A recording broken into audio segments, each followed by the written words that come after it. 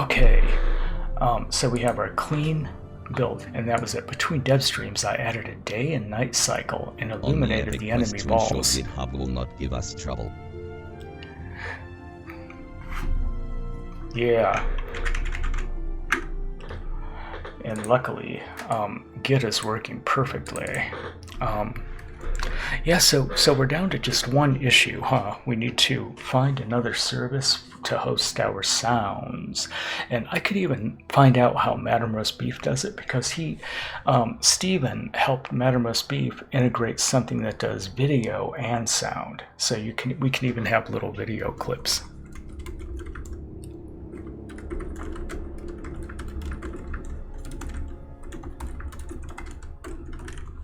We might switch to the one I mean, that like does video super quick too. blurps, right? Video blurps, but not using Sounds blurb. like a plan. Okay, so here it is. I think, were you here, Don Brian, when I showed you last night, and Mr. Milkman? We have a day and night cycle now. You'll see that the sun goes down, and our player has a flashlight. Kind of points down. That's kind of interesting. Yeah, haze maze. Yep, saw the cycle and the haze. Mm-hmm. And I might even have the flashlight bob back and forth at random a little bit, you know, because no one keeps a flashlight perfectly straight like that. But this is where we are now. See, if you look, we already have the damage system working. Because now watch, I only have 0.6 in the upper left. Every time the ball hits me, boom. See, and if, boom, the game's over because I got to 0. So we've already created the game over mechanic, even though there's no UI yet. So now we're going to add the rest of the UI components. And for that, we go into Complete Tutorial. It's called the Unreal Engine 5 Complete Beginner's Course by David Nixon. And let's find out where we left off, y'all. This is it. So this is, yeah, scale box and size box. So we just finished learning about size. So as I make this box how bigger, to set, pick minimum or maximum how to create a size. So if I bunch check of plus UI on the elements. minimum size that has Okay, so now click the add button, scroll down to in this video we will create a HUD for our player so they can keep track of their health and the number of orbs they have collected. So first, let's create the HUD. yes, Go to let's the My create the Contact HUD. folder, click the add button, scroll down Folder to called user Rehouse interface Creating HUD. and select widget blueprint. Okay, Then select user widget. okay. Widget blueprint and then user widget. We may have already done this. You know, we did this in the test project of ours, and now we're actually doing it in the actual game right here. So let's go here. Let's make sure we haven't added it yet. Player controller, orb, game mode, enemy sphere, end of level. Nope. Okay. User interface, widget blueprint, and then we're gonna click user widget. And there's our new user widget. BP UI. Let's just say BP UI or something. Let's see what he calls his. Name the widget My HUD. And My HUD. Oh great, I pushed the before we design the layout, let's go ahead and What is going on? go ahead and attach this to the Oh, character's you have display. to do this. So open the My Character, and before we design the layout, let's go ahead and attach this to the character's display. Dunbrain So 47 open the My said, Character. frame still looking good.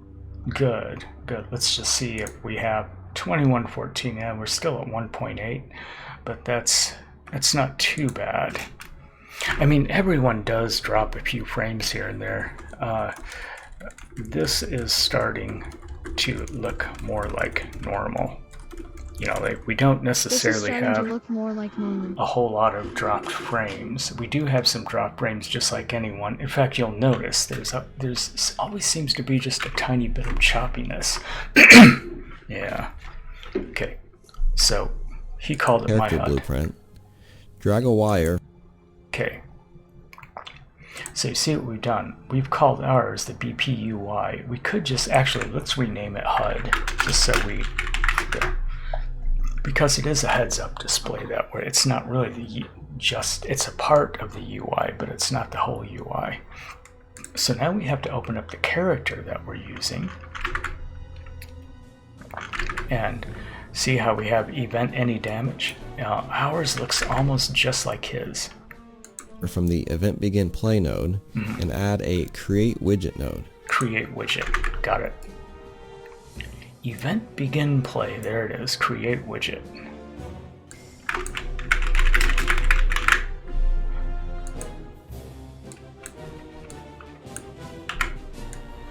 Okay, let's get that down here. There we go. Good. And then we have to select the class, and the class is going to be what we just created right there, the BP HUD. Let's make sure that's correct, but I'm sure it is. Set the class to my HUD. Now drag a wire from the create widget node and create an add to viewport node. Right, add to viewport. We did this in the Then tutorial. connect the return value of the create widget node to the target pen of the add to viewport node.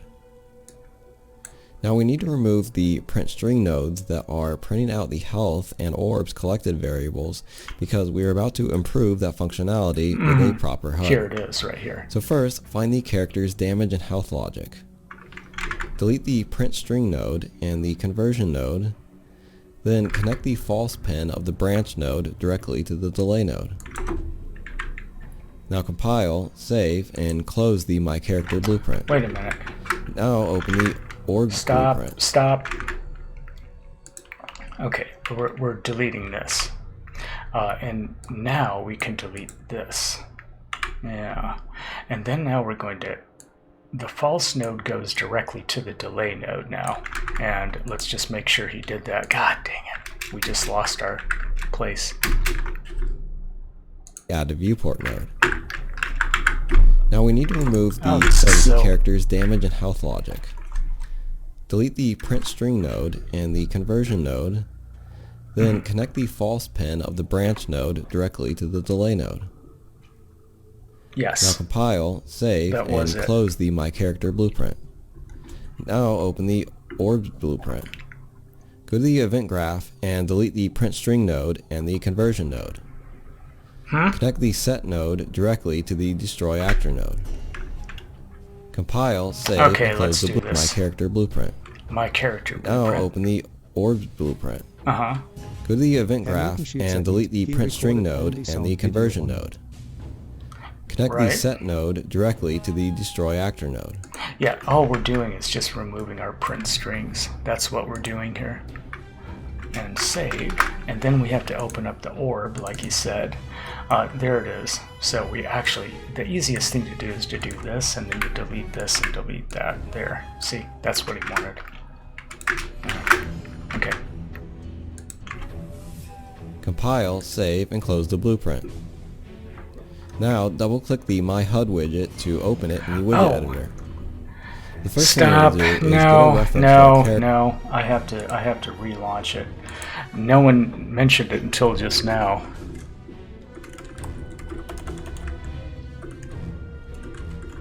Yeah, I have to turn. Elder Colvey House said, "I'm relaunching." There's video acceleration. Yeah, then I have to relaunch it. But there's a lot of stuff I need that for, so I keep turning it back on. Then I forget that you can't see it. What is... Uncheck the context-sensitive checkbox, then add a Get Player Character function. Drag a wire from... Double-click the My HUD widget to open it in the widget editor.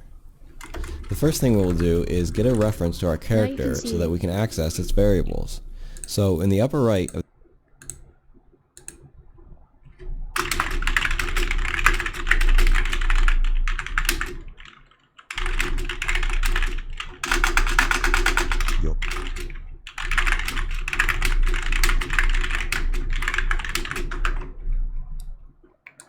All right. Now, by the way, where is...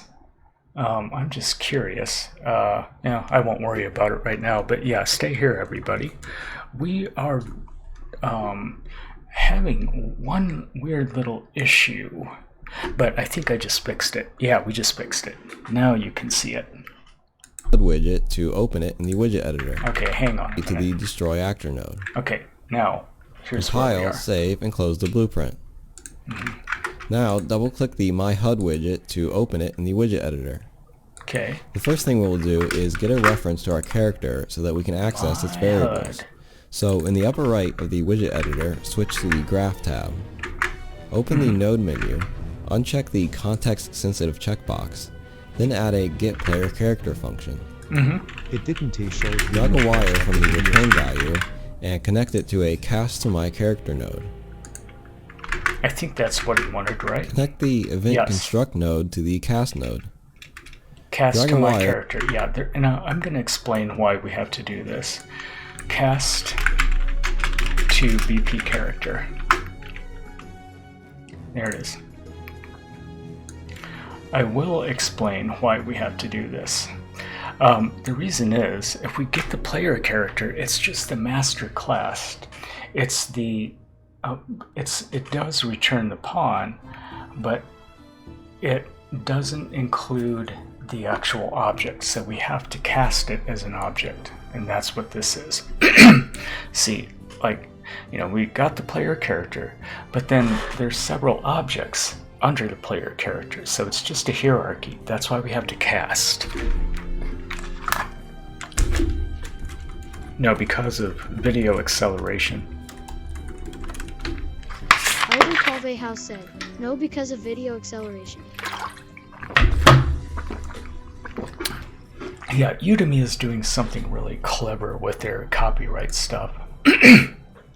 I mean, I don't mind sharing it. Like, no one, we're not cheating him at all. I mean, you can't follow his tutorial by watching me. You have to buy it, right? All right, so now we cast a BP character. Let's see what he's doing next. From the As My Character pen, recheck Context Sensitive. Oh, event construct. I see. Okay, so we're going to move this way out here, and we'll do event construct. Yeah, so when we first construct the HUD, that's when this fires. Then click Promote to Variable. As my character, promote to variable. So then we can use that variable. Okay. See, so promote to variable. Now it says set as BP character. Here it is over here. We now have a variable. And now we can reuse this anywhere. If I just drag this, there, see, this is Dungreen 47 this. said, noted. So we don't have to add this and this again. You know, whenever we want to refer to our character, now it's just this tiny little kaplapadoodle. Okay, and Name the new variable My Exclamation mark, Character. Weather New York City, New York. my character. Oh yeah, let's take a look at Das Wetter. Oh, it's 42.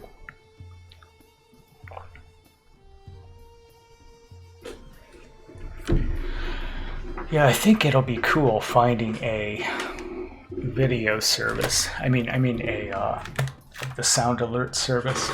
I mean something comparable that will also do quick, like very short video clips.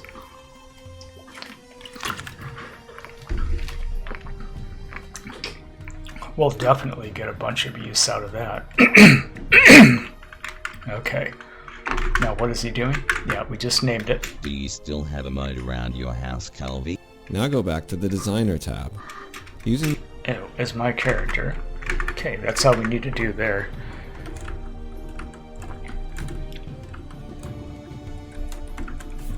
Elder Calve House said, no, the rain subsided. And then also the water levels in the streams are now back down to the bottom of the embankments.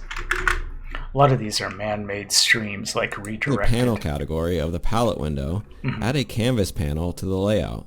Okay, now this is where we actually add, where we Okay. design. We're designing the HUD, and the very first thing you have to do is indicate that you want to draw stuff. on the screen, and that's what this canvas panel does. There, boom, there's a canvas panel.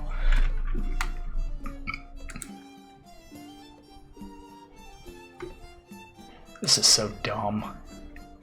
Yeah, 2560 by 1440. Okay, where are we? Then, add a horizontal box as a child of the canvas panel. Horizontal box. Okay, we're gonna add horizontal box. I screwed up the screen size. Should have done something like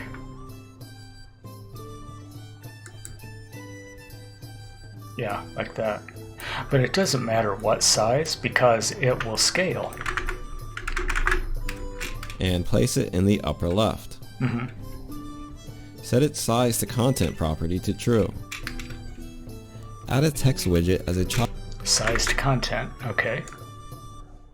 Now let's put it like pretty far up there. Size to content. There it is, size to content. Yes. Child of the horizontal box. Text, okay, text under the horizontal box. That's right, I remember that. See, you can add multiple text blocks and then it becomes like a series of see, it becomes like multiple blocks, but we're just going to do one. Okay. Font to size 36 and change its shadow offset to 5 by 5. Danbury 47 36. said, interesting. 36. And then he said offset to 5 by 5. Change the alpha trend 5 by 5. He's 5 feet tall and he's 5 feet wide. It didn't go. It didn't take my second keyboard stroke. Okay, but I also learned how to import fonts. He doesn't show you how to do that. You can even import font materials. So I have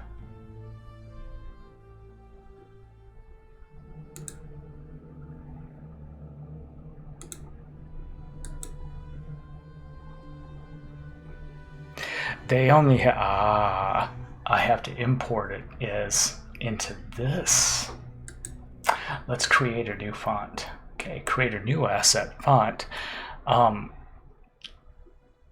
do you import? Let me think about this for a second. First of all, let's go to whichever directory this is. No. There, let's go there. Engine fonts, that's where it's going. Now, I think what we should do is create a new folder and call it fonts.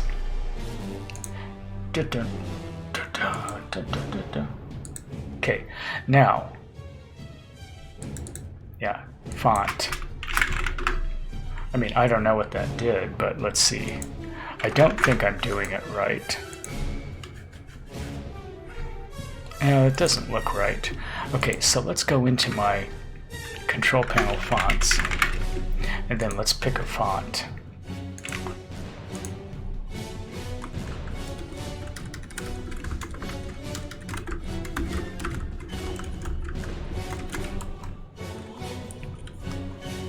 Elder Colvey House said, okay, pick a UI font. We could do That Bauhaus, looks good.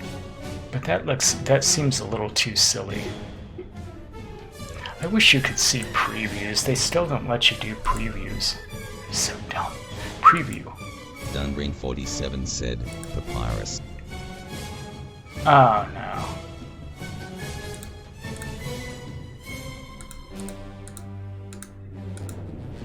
What a mess. It opened up every aerial. Papyrus? What?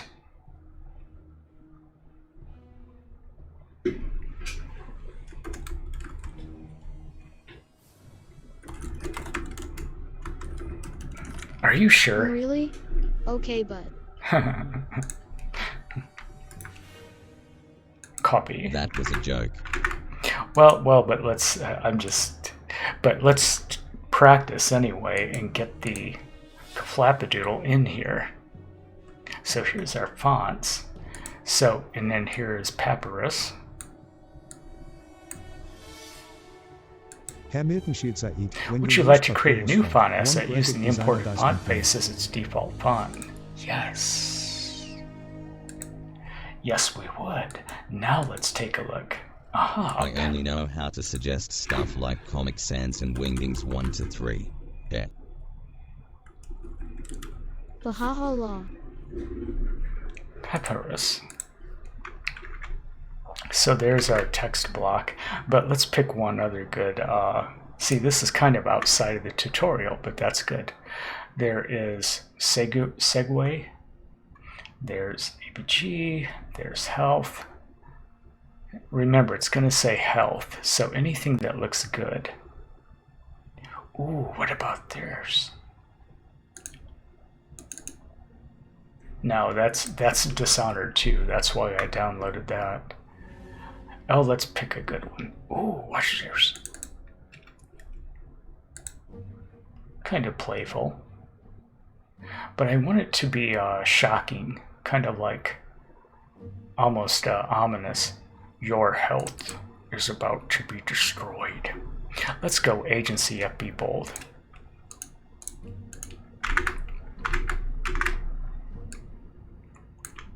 There. Agency F Bold. And click the text box and let's see what it looks like. Oh, yeah, good. It did not resize. Didn't we say resize? That could work. Size. Size to content. Oh, maybe. Oh, no, we had this size to content, but it didn't. This has to be inside the horizontal box. There it is. We got it. And if we look at his, yeah, see, the text box has to be under the horizontal box, which must be under the canvas panel. Okay, so we're getting there. Transparency of its shadow color to 1.0. Now, oh, he wanted us to add the shadow? Okay. change the alpha transparency of its shadow color to 1.0. He sounds like he's ready to fall asleep. Change this. Okay, to 1.0. And do we have a shadow? We do. Okay. I don't like having to keep looking for that. Now, copy the text widget and paste 2 copies so that the horizontal box now has 3 text children. Okay, let's do that. Let's close this piece of junk. Okay, we're gonna copy this and then paste it. Boom, boom. There. And we should see the same thing on his TV screen. Now you got Change the text of the leftmost text widget to orbs with a space after it. Okay, the first one is orbs.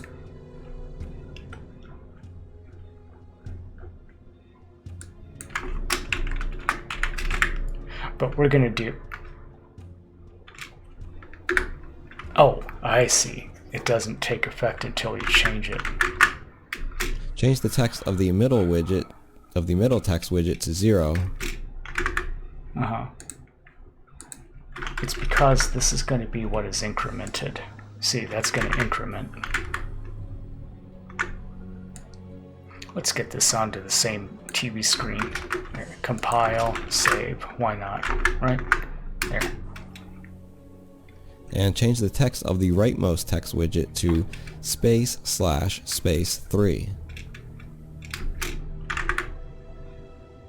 I know why he's doing that. Space/space 3, because we're going to prepend how many lives you...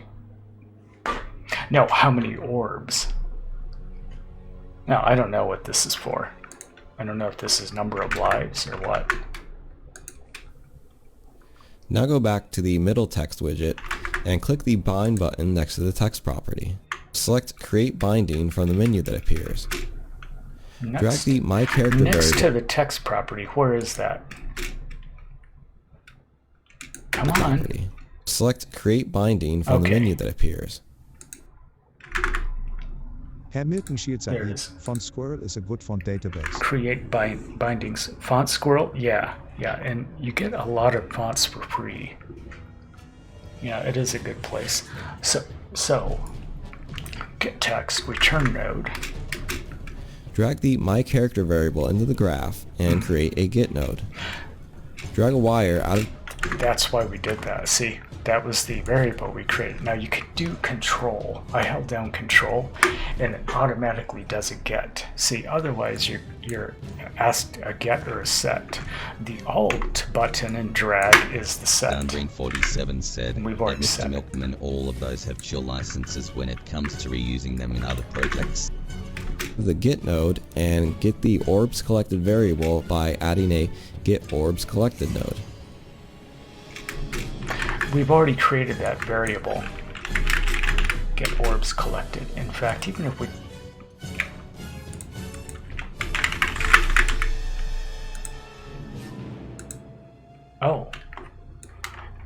you have to have context sensitivity off. Connect the orbs collected pen to the return value pen of the return node. A conversion node will be created automatically. And indeed it does. See, there it is. Hey, has anyone heard from Madam Roast Beef tonight? I wonder, I assume he's okay. Let's just keep it slightly clean. There we go. Okay, now what? Compile and save the widget. Go back to the Designer tab. So now the middle text widget will always display whatever value is in the orbs collected variable at that moment. Okay, and then go back to Designer, and so this will always. So we created binding, and then it goes into the widget. No, not the widget reflector. It goes back into the graph. Stream last night. But I wish we could actually see which binding. Oh, get text. Pure. But it doesn't make any sense. Get text. Yeah, see, and it doesn't show. It doesn't actually show. Oh, maybe this is it. Functions get text. See, now if we do it again, watch what happens if we do it again. See, get color and opacity.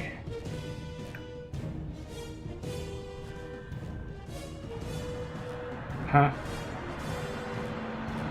No, I didn't want to do that. Hamilton Let's Shields just delete it. Atombrine 47 Not Aufwärmen. What's the...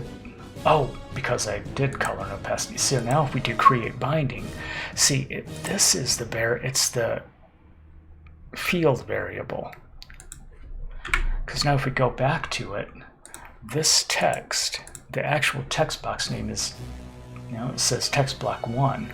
But then if you That go must here, have then been good to there's, know. it shows up under content. Got it.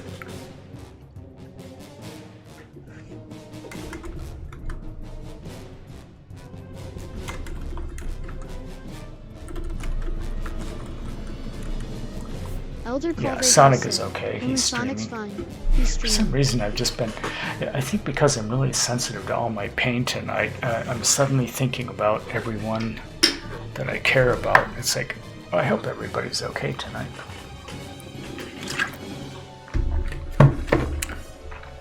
Why does pain do that? I mean, the pain is gone, but I experienced a bit of pain in the chair today, and she apologized for it, but that's okay. I mean, it's a root canal. Now we'll build the progress bar to keep track of the player's health. Drag a progress bar from the palette window to the upper right corner of the canvas panel. There's our, okay, progress bar. We've already done this in the tutorial. Anchor it to the top right corner. So if you're wondering if I'm just following, you know, like instruction by instruction, well, he goes through all this stuff in the previous tutorials, and that's why I know I already understand what this is. But I've also noticed that that it's kind of boring to watch me watch tutorials and then apply them to my test game, you know, my test sandbox. So I'm just going to focus the streams on when we're actually building a game, you know, a part of a game. And all the tutorials that lead up to it, I'm going to do off camera, but then as I'm doing it, I'll share with you what I learned. And that's the best way. Then we can make progress quickly.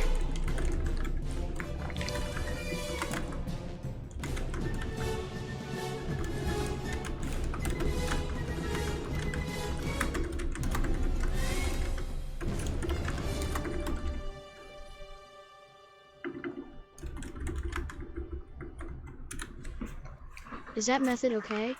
Do the learning tuts offline, but then stream the actual game building lectures. Change its size to 600 by 50. 600 by 50, okay. There's our, 47 said, that's a big "Fine with me." health bar. I don't like that. 500 by 50 by 40. Now I have a feeling we're going to be tied to 600, so we better do that, right? 600 by 40. Sounds good to me. Okay, cool. Than Witcher 3. Yeah, definitely a bigger health part than Witcher 3. Seems a little too loud. Let's drop it down by 1 notch.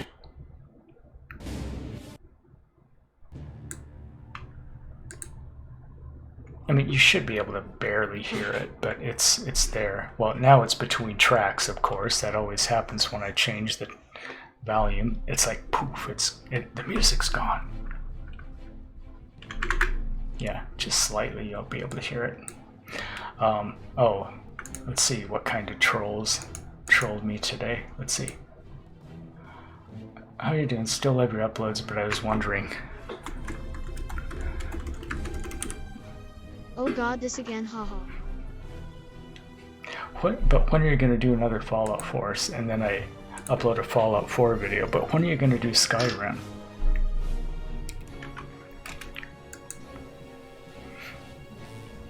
Change its fill color and opacity to whatever you want. Insert the I'm going to horse make chart. mine Here we green. go again, meme. Green? Oh, it shouldn't be red, though. I think the health bar should be red. Yeah.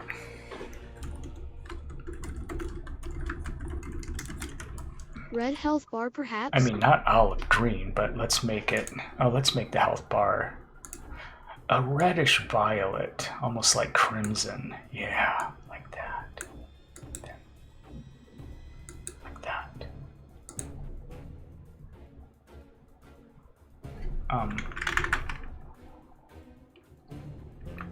Was that the right one? Fill color and opacity? Color and opacity to whatever you want. Oh, right, I'm going to because it make isn't mine filled green. yet. It isn't. Keep it red.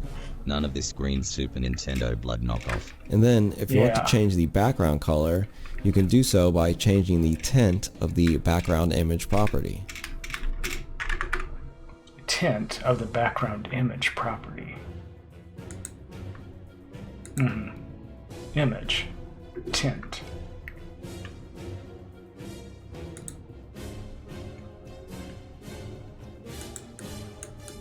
Yep, that's it right there. Kind of like...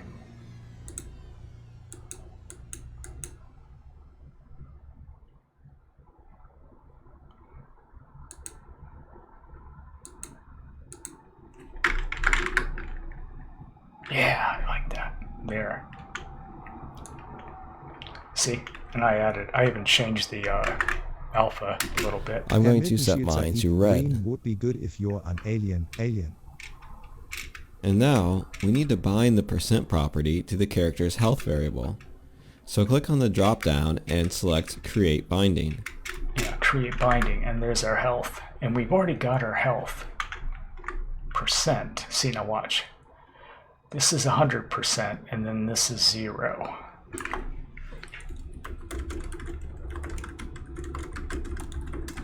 Yeah, your Left choice. to right or right to left? So right now, if you're at 100% health, that's what 100% health looks like. And then as you drop, it seems like it should be right to left. I'm gonna do right to left and tell me if you like it. See, and then as Right to left. yeah, right to left, like that.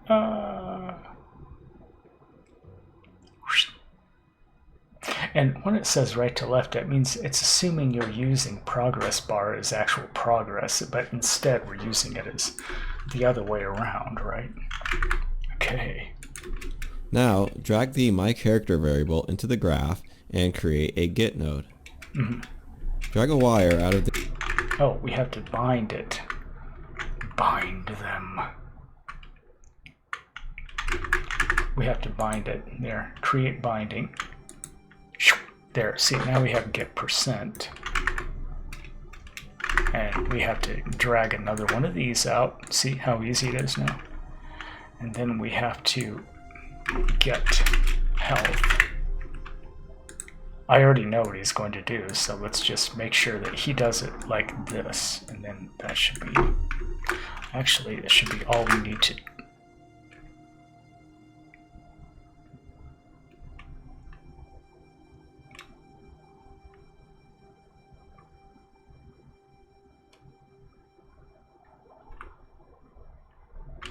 What? the get node and create a get node for the myCharacter's health variable. Get health. Connect the value of the health variable to the return value of the return node. But that's what we did.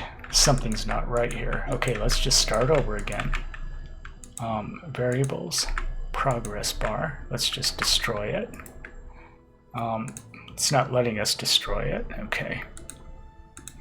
Get percent, my progress bar. Boom. I don't know why we can't get that out of the way. Now, something's wrong here. Okay. So we've got our progress bar. And, remove binding. Okay, so now it's not bound by anything. And I think that removes, yeah, that should have removed the variables here. Well, if there were variables, they're gone now. Create a binding. Okay, progress bar.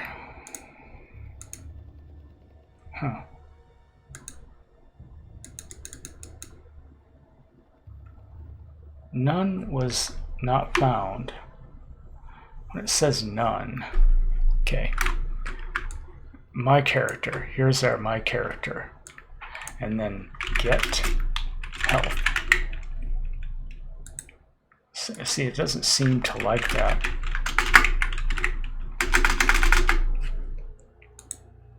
Get health. See, we created this in BP character, which is a different blueprint, and then the target, and then health. The target is the return value. Oh, no, it's still saying we got a problem here.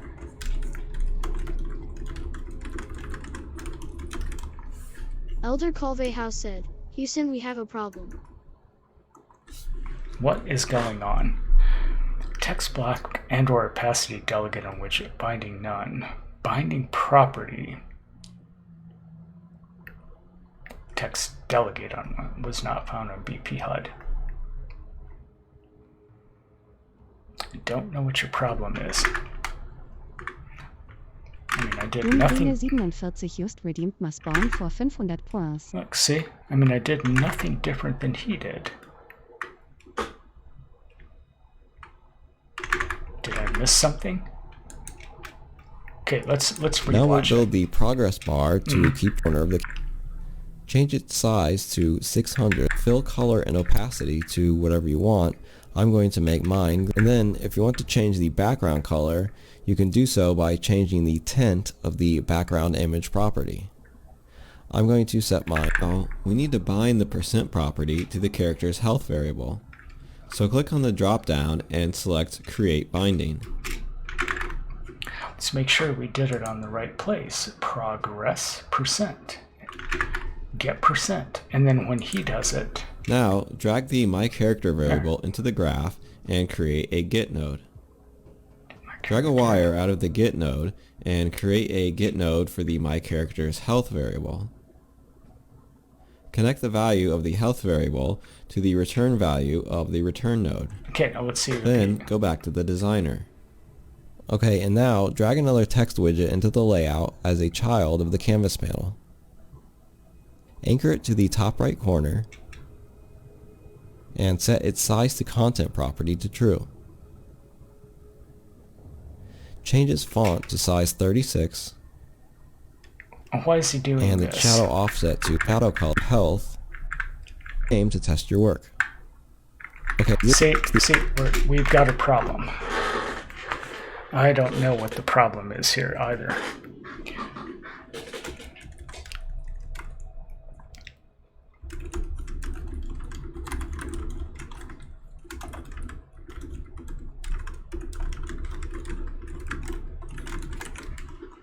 Elder Colvey House said, "Folks, please stick around.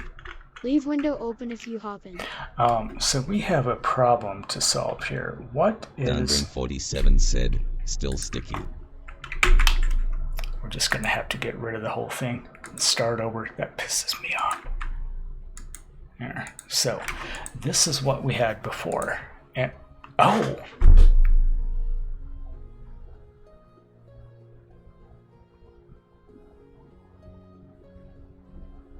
Now we got another problem.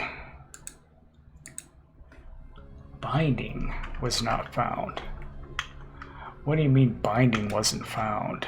Okay, so let's see. It says text delegate, property, color and opacity delegate, binding none. None was not found.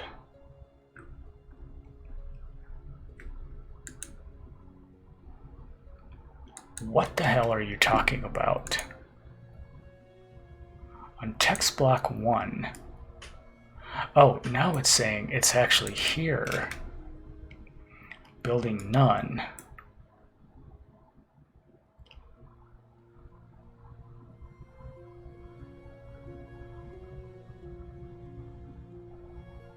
Cast to BP character.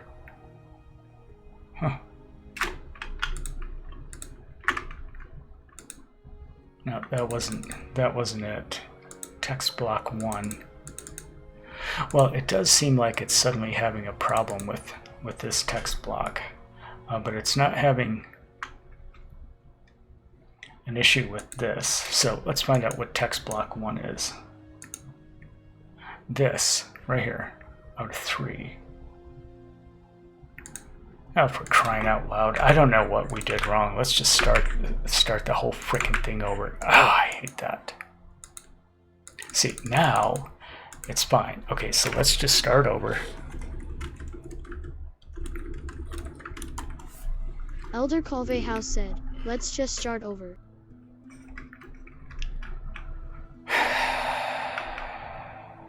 Dunbring47 Always something said, with this okay. damn game, with this engine. Okay. In fact, I don't even know where the canvas panel is, so let's start there. Oh god, and it disappeared, and now it's back. Great. This is exactly what I wanted to deal with. They read my mind. Okay, text box, and now I know where the text box is. Text here. Ding. Good.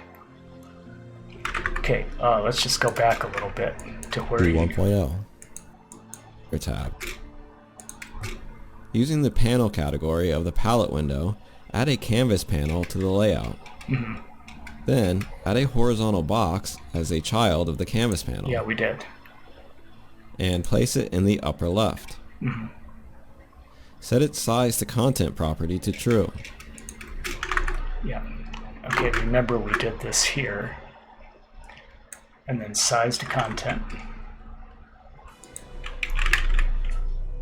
to true.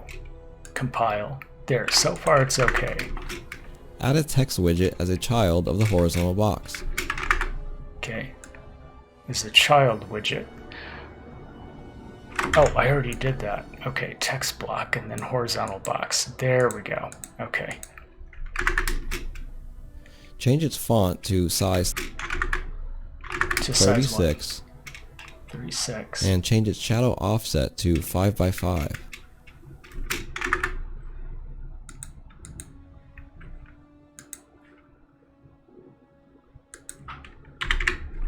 We did this once already. Where's the shadow offset? Here, down here, 5 by 5. Okay, and then compile. Okay, that's still okay. But it's not. Which one do we have to resize? Is this it? Size to content. Size to content. There. Yeah, this is. Huh. It didn't seem to take it the first time. That was odd. Okay. But now it's back up here. I thought I had changed. Boy, it's like weird things happening. Text block. Oh yeah, and then we also changed the font. The font of the text block is now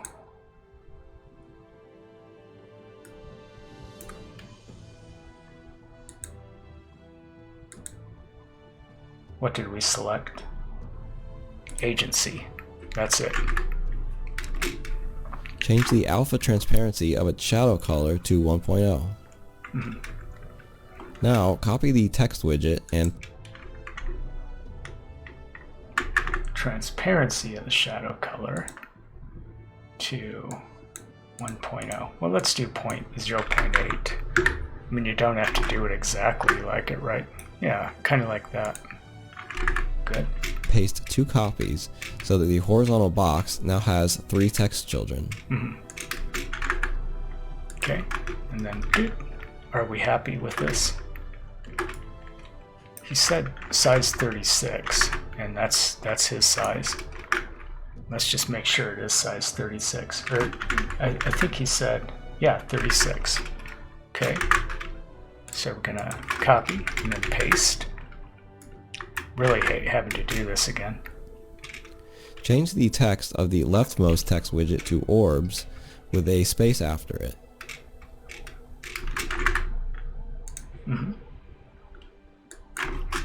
Orbs. Change the text of the middle widget of the middle text widget to 0.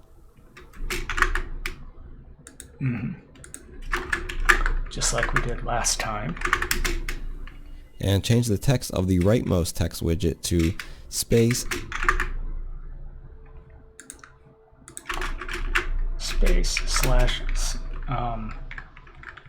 0 / space 3. Oh. Well, this is actually going to be however many balls we wind up having. Like, I'm going to make a lot more balls than just 3. Now go back to the middle text widget and click the bind button next to the text property. Select create binding. Okay, now this is where things started to go wrong. So let's take a look here. Get status. Oh, we added fonts. Downbrain 47 we said changed all the Firebase balls. main.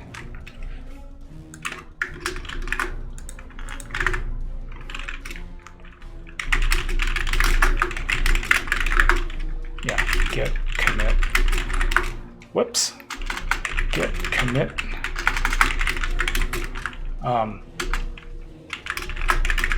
Began adding basic UI. with canvas and text boxes, but no functions yet. There. So now we can roll back to this if something goes wrong. From the menu that appears. Drag the My Character variable into the graph Oh, and go back to the middle text widget and click the Bind button next to the text property.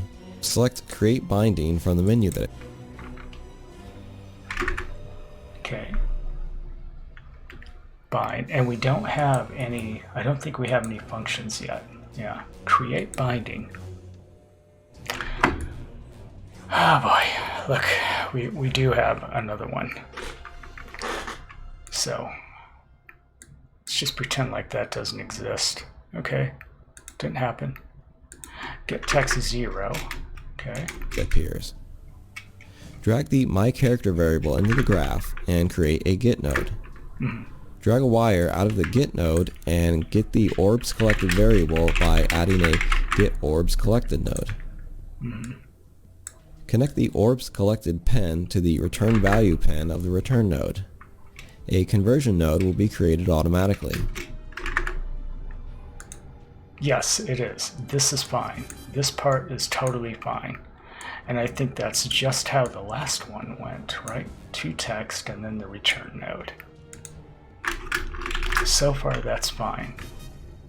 See, we got our My Character reference, object reference.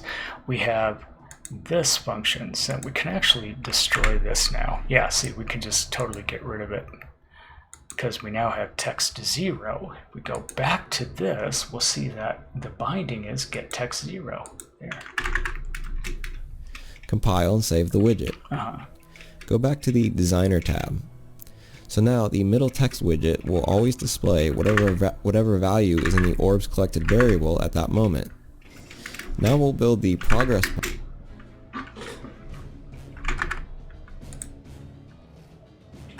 Yeah, but there's no, here, I want an extra space here.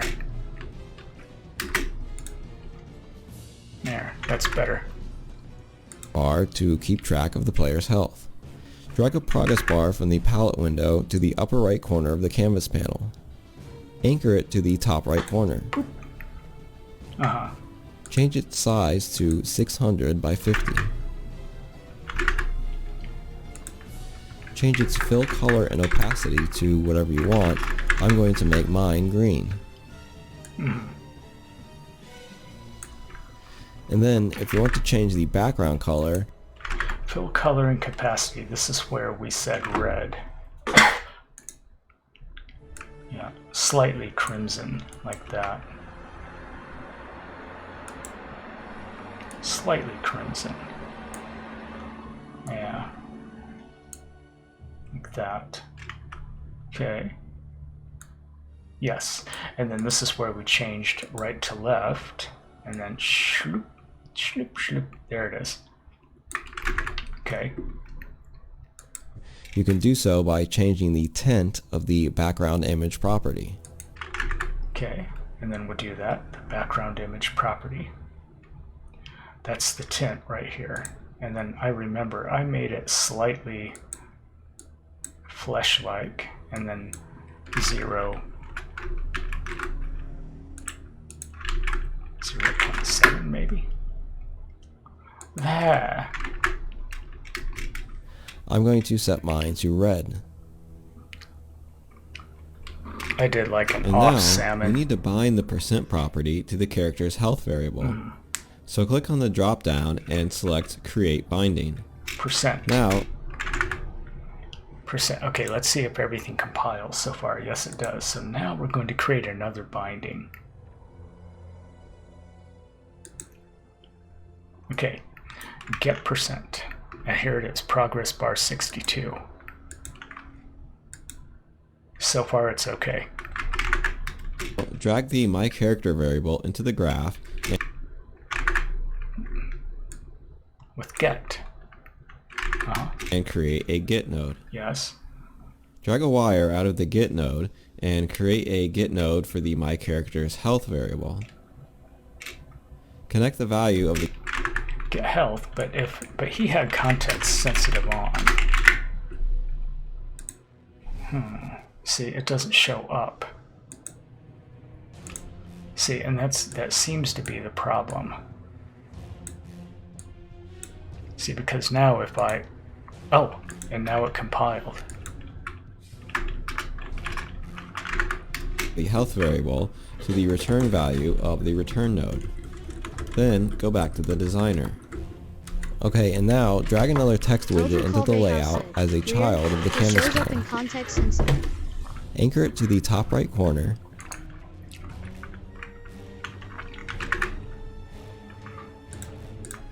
Okay, now he wants us to create another one. Here's the text block, somewhere to the center.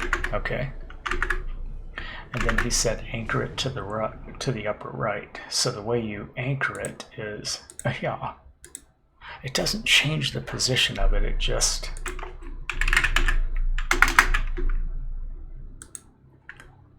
I don't know. Let's see, 1, 2, 3, 4, 5, 6. So this would be like pretty much the center. And set its size to content property to true. Change its font to size 36. We're just doing basic mundane stuff at the moment. 36. He's probably going to say game over. And its shadow offset to 5 by 5. Dunbring47 said, strange. Change the alpha transparency of its shadow color to 1.0. Change its text to health. Oh, health. And position it to the left of the progress bar.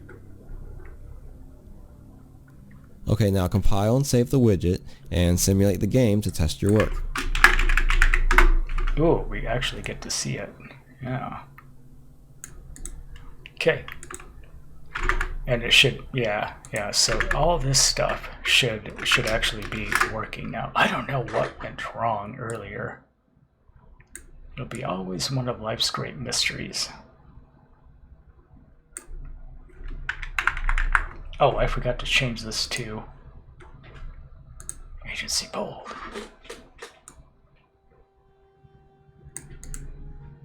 It moved just as I... Are you playing games with me? Unreal mystery. There we go. Yeah, don't know. Okay, let's... Oh, there's a...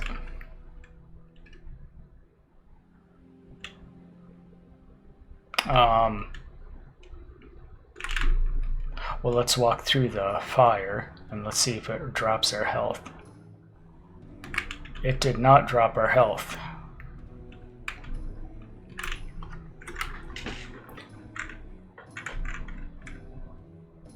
No, now we're back again. We're back with these. Get percent blueprint. I don't know what the problem is here. Errors and warnings, dismiss.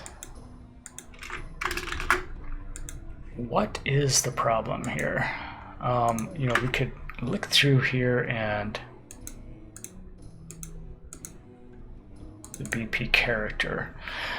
Health. Oh, it's...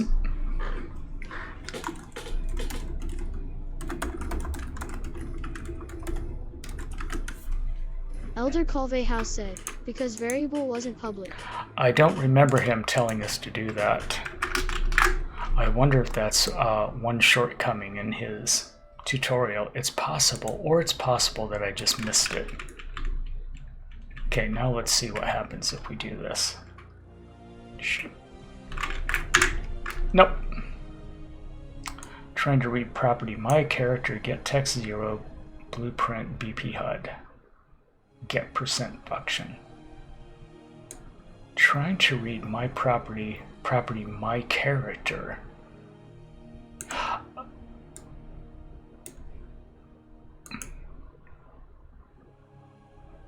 My character.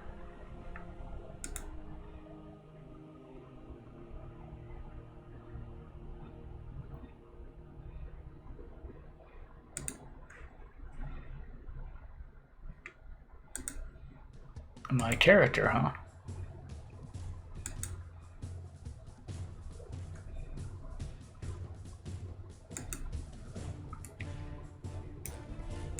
but this is working.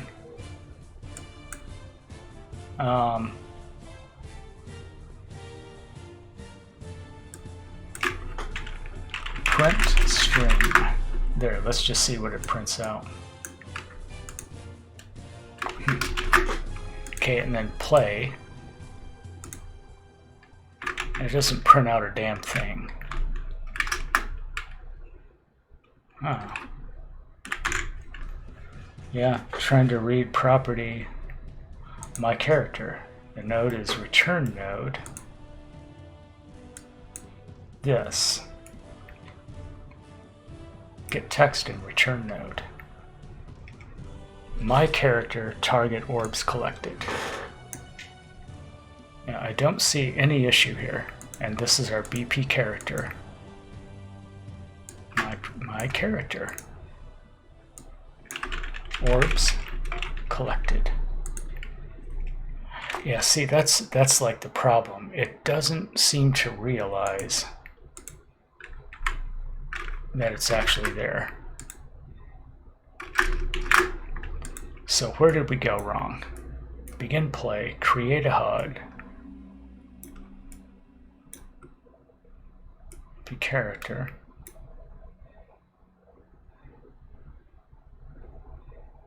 Well, it created this okay, there's no issue there. Huh.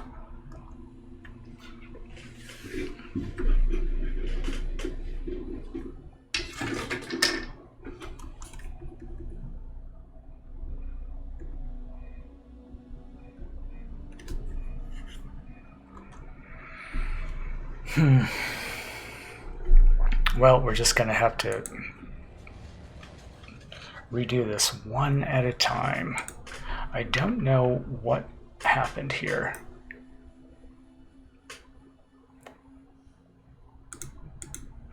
Now let's see if there's any comments about this.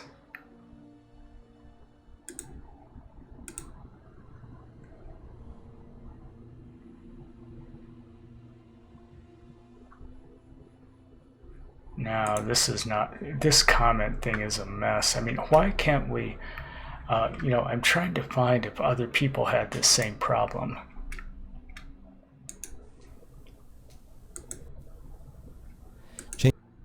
Changing the See if I to maybe the I missed something back here. shadow offset to 5 by 5.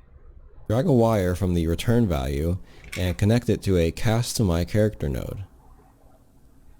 Drag a wire from the return value and connect it to a Game cast to player, my get player controller. Maybe that's, maybe I could have grabbed the wrong node way over here.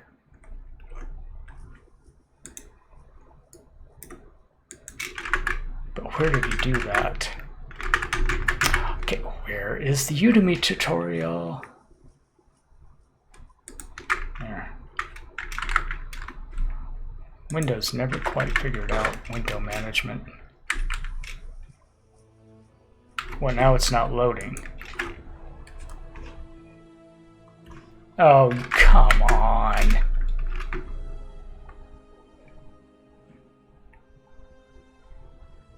the event construct node to the cast node. Drag a wire from the add he's in to my a cast HUD. to my character node. He's in my HUD. And then in the event graph, there it is, event.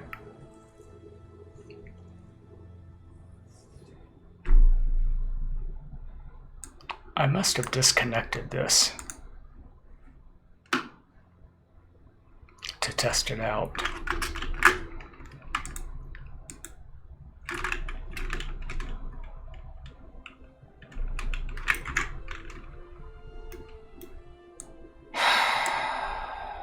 Get percent and get text are both messed up.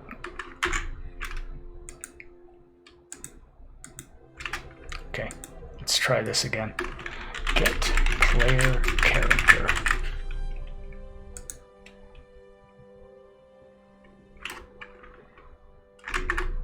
And let's see what kind of options he had. Drag a wire from the return value. Game player, get player character. Game.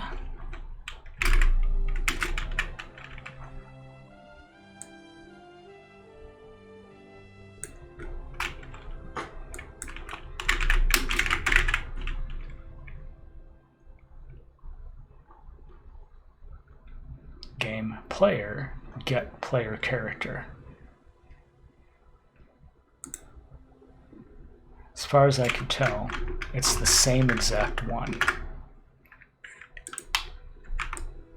But just in case, we'll do this. Cast to BP character, right? And then set my character.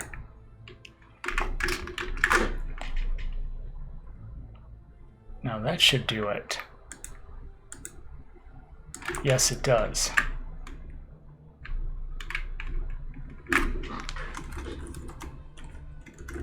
Elder Colvey House said, there. First operational health bar ever. We've got it. And I walk through the fire again, and unsurprisingly, I lose health. Whoosh! The only way to not lose health is to Dungreen47 said, nice. jump on this kaplapadoodle. And I didn't lose any more health. Now, of course, the game ends if you... It's supposed to say game over, and we're not quite there yet. So what did I do wrong?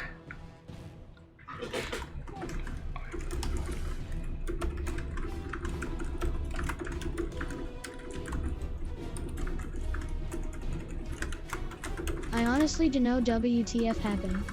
I just repeated in love. Yeah, maybe Might that's have what forgotten happened. to I may connect have one just node. forgotten to connect one of those nodes.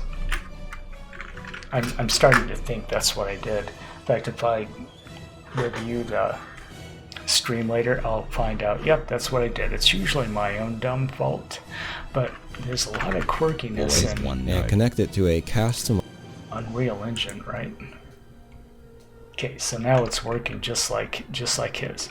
Oh yeah, let's actually jump up and get that orb and see if the orb count changed. Okay, so 0 out of 3 orbs in the upper left. You see it? Okay. Boom.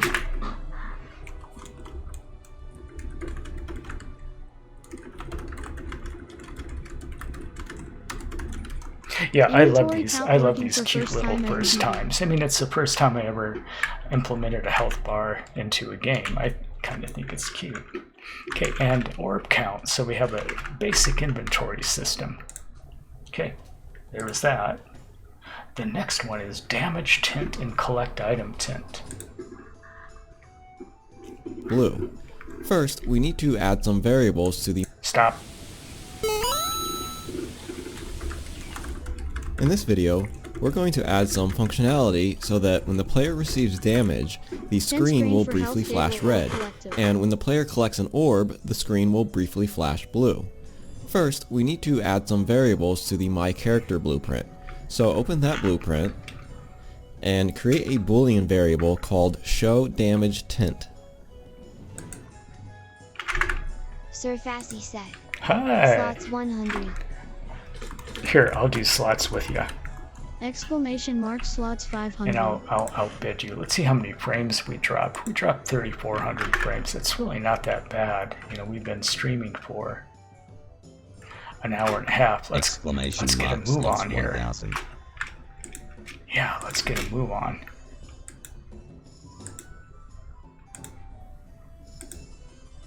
Oh, they changed this. They changed it. Create another boolean variable called showOrbCollectedTint. Okay. Well, let's do what he's doing. So it's in BP character. He called it, you know, my character or something, but I call everything what it is. So okay. Yeah, he has health orbs collected. I have show damage tint. And this is just a boolean on or off. No, because he always had all of his not visible. So making these visible did not fix the problem. It was some other issue.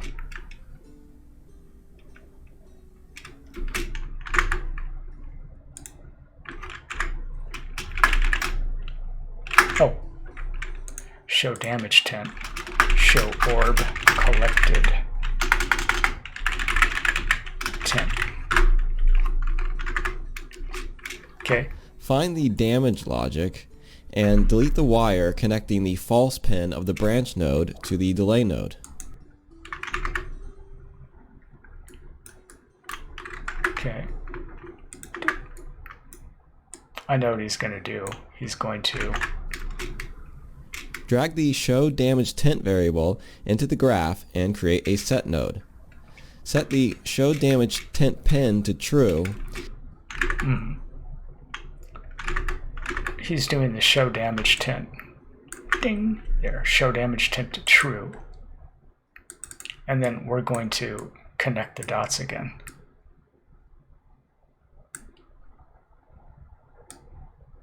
I think. And connect the false pin of the branch node to the set node. Connect the set node to a new delay node. Oh, new delay node. And set the duration of that node to 0.3. Connect that delay node to another set node for the show damage tint variable.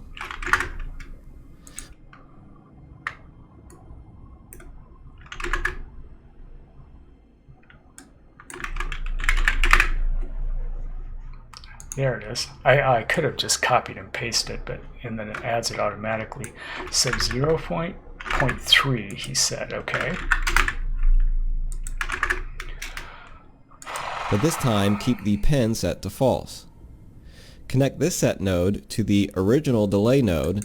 I see what he's doing. Okay.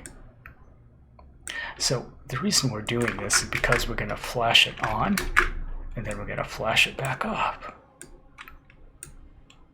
See, like that. And then we're going to, and now it's off. There it is. And change its duration to 0.2 so that there is still an overall delay of half a second before the do once node gets reset. Okay. Compile, save, and close the blueprint. Okay, everything seems to be hunketing dooring, eh?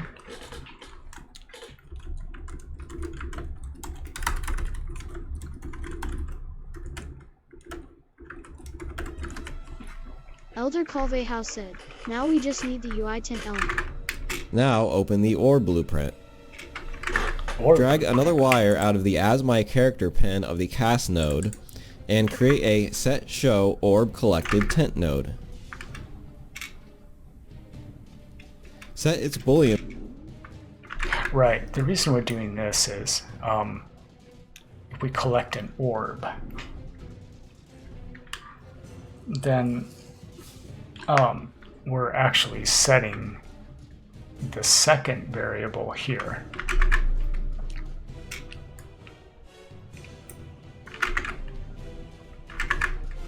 I don't know how you reach it though. Tint node.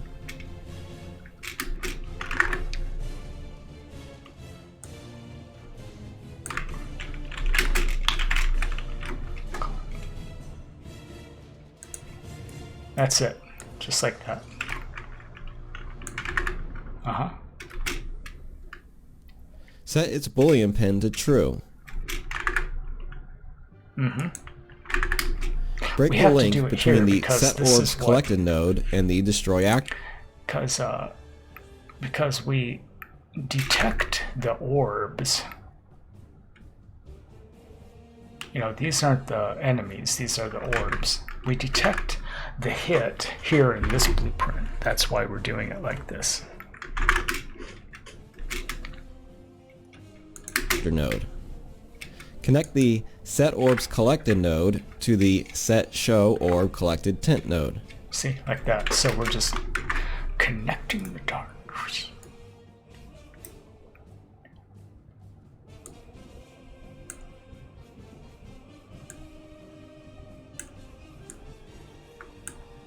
Yeah, we'll do it in this order. You see how I did that?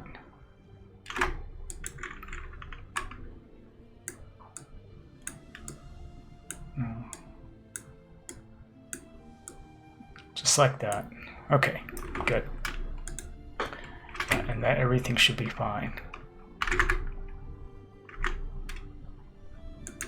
Now drag a wire out of this set node and connect this to another delay node. And change its duration to 0.3. Why are we doing that? And now we want to connect this node to another set show orb collected tint node. So drag another wire out of here. Because of that, we're only showing this for a second. So it's delay 0.3, like he said. And then to another set, and we're going to unset it, just like that. See? Okay, but this now goes here, and then this now goes here. And then this is unchecked. Nope.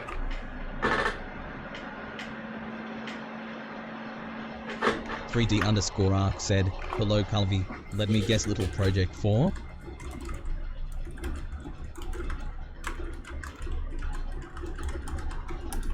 Hey, yep, Elder we're Coffee adding House said, we're adding yeah, we're adding UI now like to an the orb firmware. collected tint. We already have like a health bar, and we have a little inventory system. I'll show it to you in a second, but it looks like I have an issue.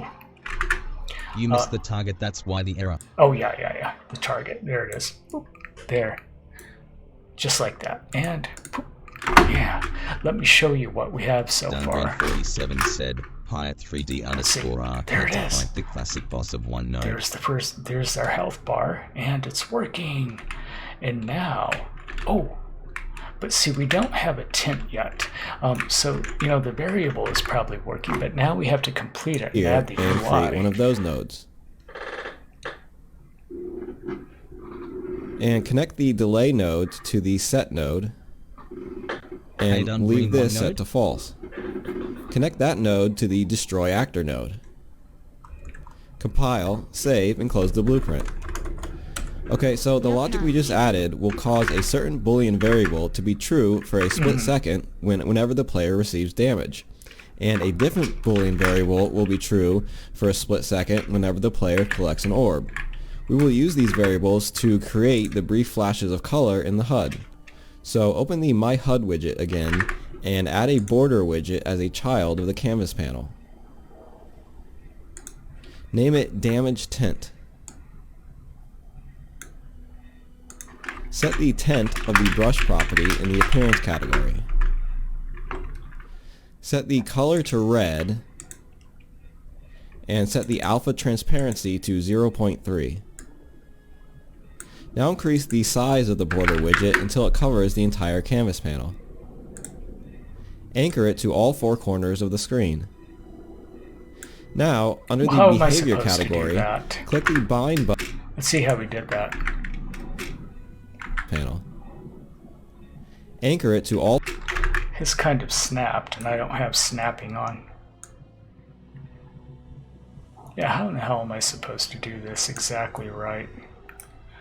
Oh, 1920 by 1080, that would explain things. There we go. And then he said snap to all four corners, and what this does... Well, where is all four corners? How did he do that? four corners of the screen. Now, Oh, that button. This.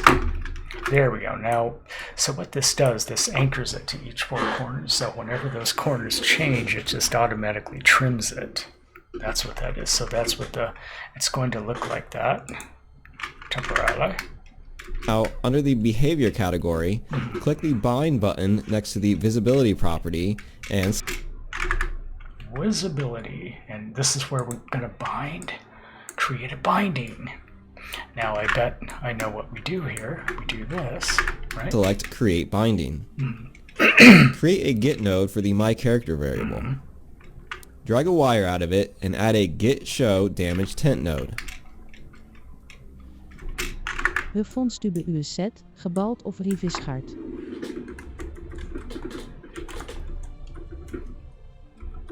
Dunbrain47 said, hi on. Elder Colvey House said, Havenstead muffins.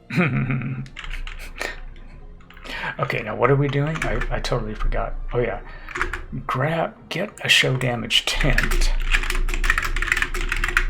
There it is.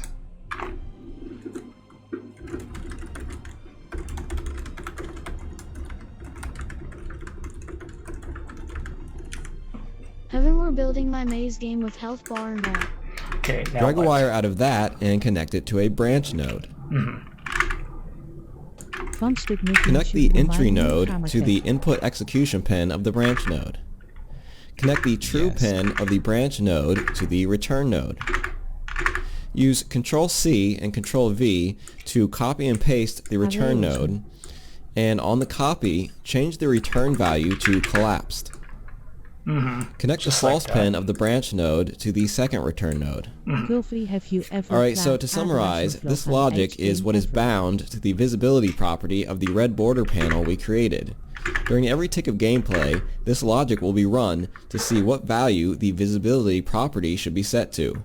For the few seconds that our show damage tint variable is true, this will route the flow of execution through the true pin of the branch node, and this will return a value of visible to the visibility property, which causes the red border panel to show. It's checking The rest every of the frame. time, when show damage tint is false, So let's see if it works. Okay, so far that checked out. Okay, so here is our health bar. Now watch. Boom!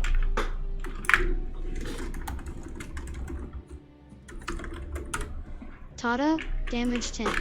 We got it. We got our damage tint. It's amazing.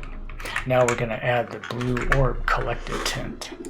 a value of collapsed is returned to the visibility property, which will hide the red border panel. Now go back to the designer. We will do the same thing again, but for the orb tint. Add another border widget as a Oh, Havan asked, yeah, I did most of Dragon Age Origins.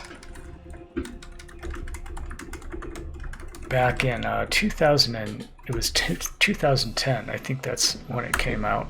Heavenia, I did most of Drachenflugen Age Origins back in 2010, Drachenflugen Age. but that's all.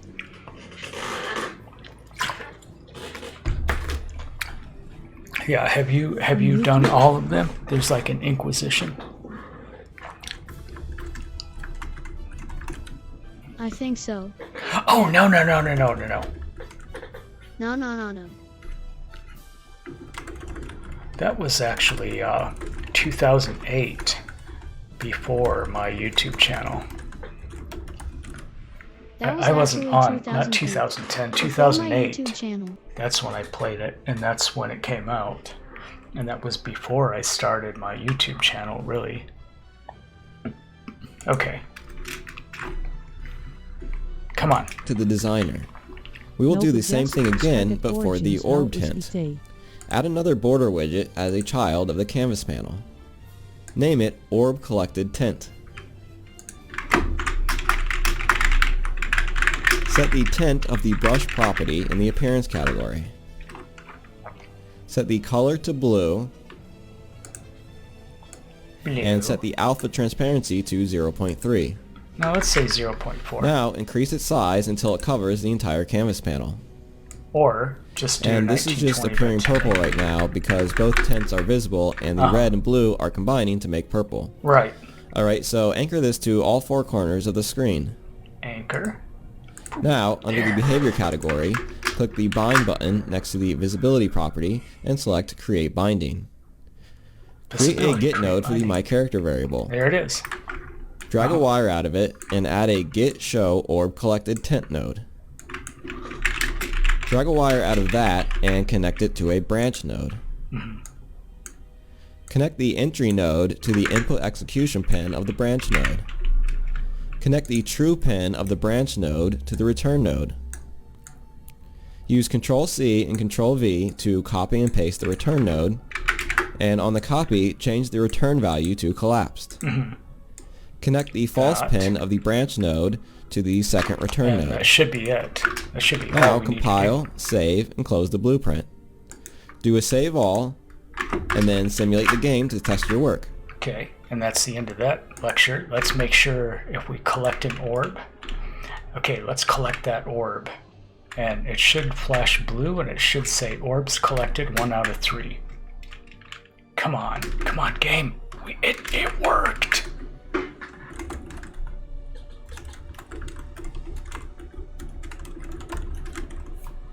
Elder Colvey House said, Bob. Decent basic HUD Watch working. this. Dunbreen47 said, nice. There we go. Okay, what's next? Restrict door opening and creating a pause. Good.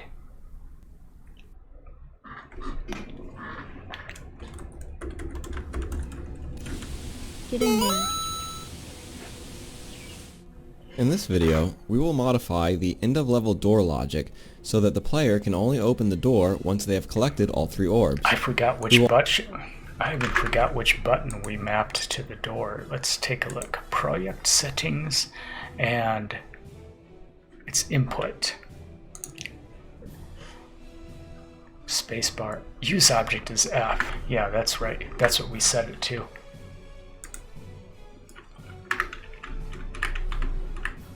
So if we stick ourselves right in front of the door, we should be able to open it right now. And we want to change that behavior so we can't. See, we can just... Okay, that's too bright. Let's just wait. I don't like how bright that is. End of level light. The luma intensity, the attenuation radius is... now watch how it... Look! Do you see how it changes? Whoosh.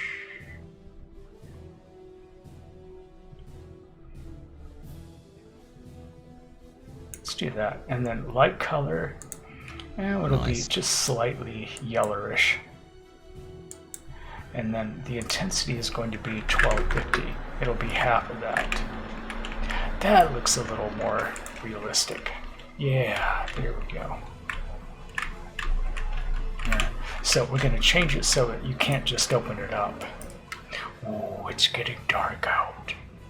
I love this day-night cycle, don't you? Oh. Yeah. Oh, arc.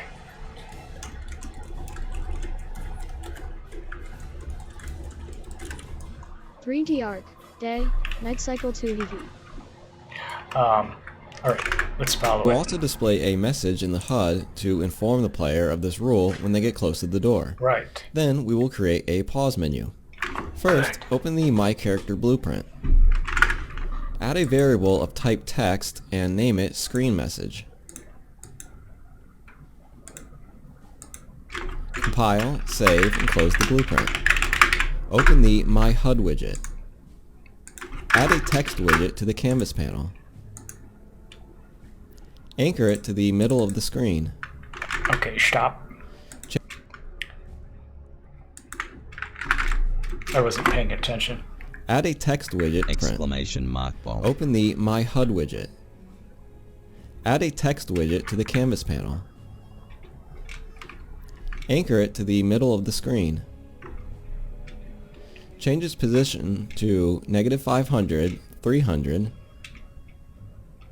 and its size to 1.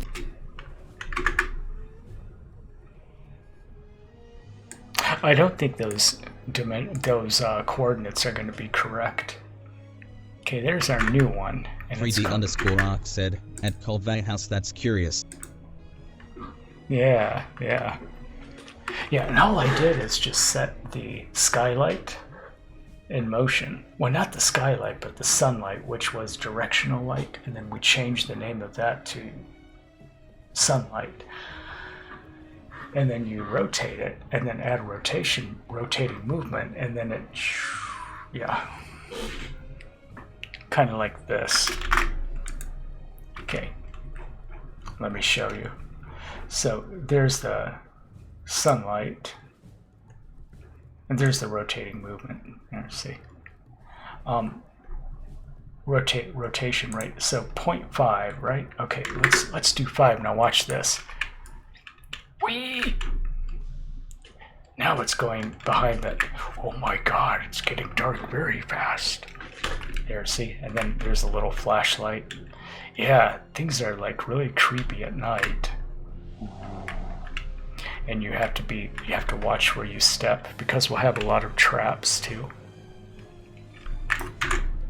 Yeah, that's it. rotating movement. What was it? What did I have it set to? 0.5, I think. Yeah, it was 0.5. Okay. 1000 by 160. Negative 500, huh? It doesn't seem right. Oh, okay. 300. And 1000.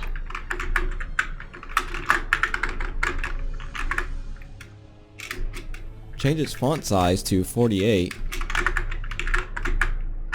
This is the kind of thing that will say pause. And then let's make it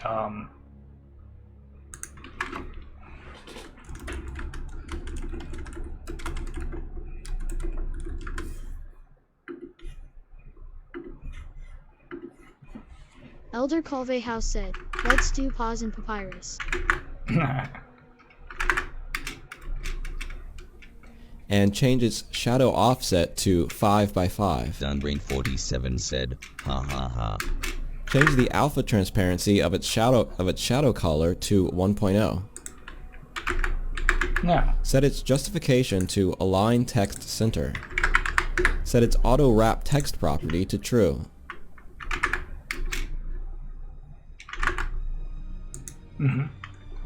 auto wrap text property, and where would that be? Auto wrap text to true. Okay. Erase the text from its text property, and then bind the text property to myCharacter's_screen_message variable. Because we already have access to myCharacter, and because the variable and property types match, and because we don't need to do any special logic, we can bind this variable directly without having to create a function. Okay, so now I wouldn't have guessed that, but okay. Erase it, and then we're going to bind it to screen Waiting message. for a bug to flip the text boxes upside down.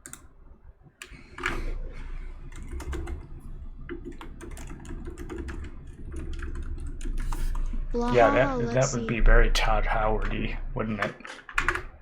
compile, save, and close the blueprint. Compile, save, close the blueprint.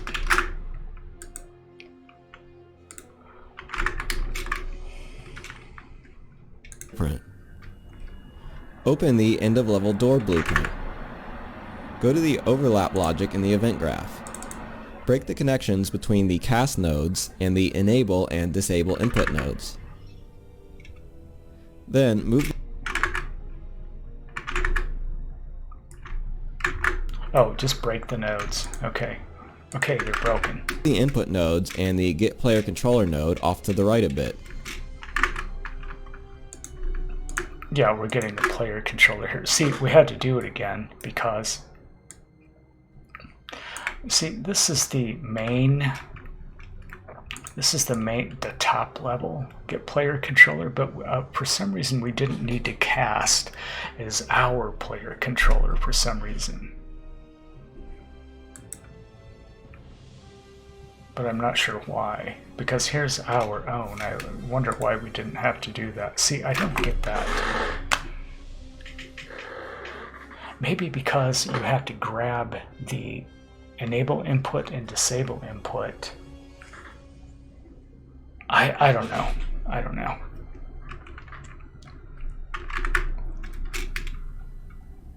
That doesn't make sense to me. Drag a wire from the cast node that is connected to the begin overlap node. Connect that to a branch node. Drag a wire from the as my character pin and add a get node for the orbs collected variable. Drag a wire from the get orbs collected node and connect it. Cast to my character.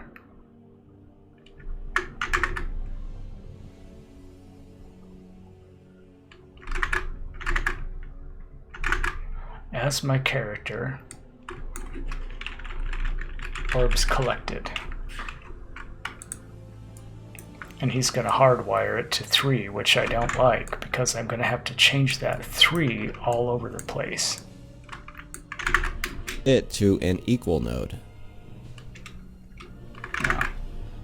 Hardcode a value of 3 for the second pin of the equal node. I told you. Connect the Boolean output pin of the equal node to the condition pin of the branch node. Now, drag another wire out of the AsMyCharacter pin of the cast node and add a set screen message node. Do this a second time so that there are 2 set nodes. Connect the true pin of the branch node to one of the set nodes and change its message to press F to open the door. A character pin of the cast node and add a set screen message node.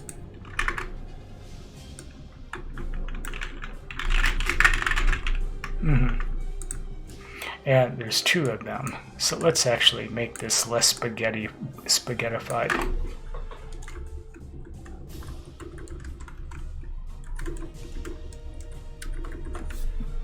Elder Colvey House said, "Shardy shardy." Oh, whoops. That didn't work very well. And then duplicate it. Dunbrain47 said, what sauce do you want, Calvi? Yeah, what sauce do you want? How about unmarinara? Unmarinara. The screen message, okay, so one of them is going to be blank, and the other one, yeah, one will have the message and the other one will be blank. That's how we're going to do it. Do this a second time so that there are 2 set nodes. Connect the true pin of the branch node to one of the set nodes and change its message to press F to open the door. Oh, I see what we're doing. Press F to open door.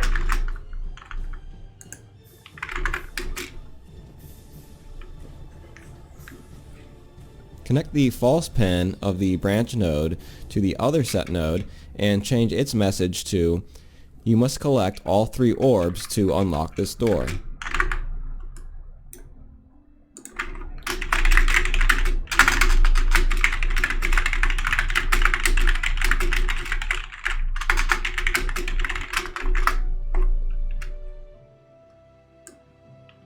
You know, what we could make this a universal variable, like the number, you know, the number of orbs. You only have to set in one place. That's the whole idea of constants. So then you can borrow that, and then this becomes that, you know, like everywhere. But I don't know how to do that yet. So we'll experiment with that offline, because I don't want to, I mean, I know how to do it in code. I just don't know how to do it in this blueprint and within this engine context. We'll figure that out later. Connect the first set node to the enable input node. Now go down to the cast node connected to the end overlap node. Drag a wire out of its AsMyCharacter pin and add a set screen message node. Connect the execution pins of the 2 nodes. Leave the screen message pin blank so that any message still on the screen gets erased. Connect the set node to the disable input node. Got it. So now, when the character overlaps with the door collision volume, it will check to see if the player has collected all the orbs. If the player has collected the orbs, it will change the screen message variable to a message instructing the player how to open the door, which will then get displayed in the HUD. It will also enable input on the door, which will allow the player to open the door when they press the F key. If the player has not collected all the orbs, they will see a message explaining what they need to do. And then if the player backs away from the door, and thus no longer overlaps with the door collision volume, the screen message is erased, and input is disabled again because the player is no longer close enough to open the door. So now, compile, save, and close the blueprint, and then test the logic. I missed that. Did you see that? I missed this. So now if we play the game, if we walk across it, it will say, there.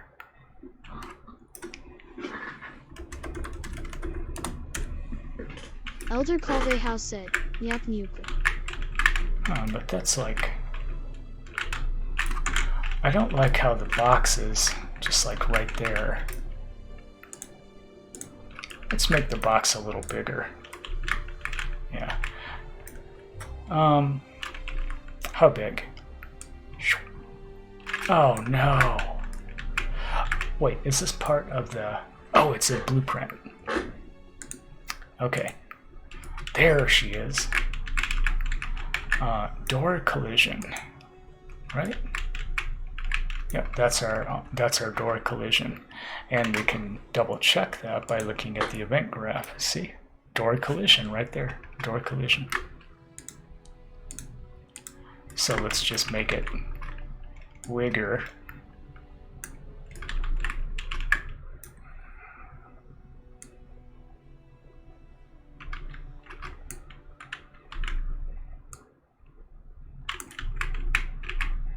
Yeah.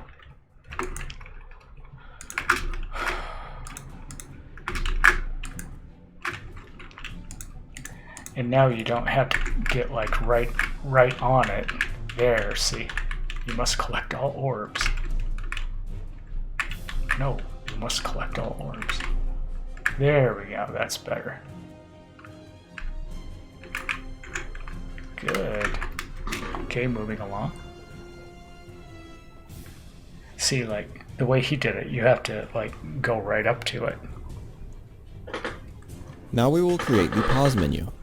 Go to the My Content folder, click the Add button, go to User Interface, and select Widget Blueprint. Oh, we're creating a new blueprint for the pause menu, okay.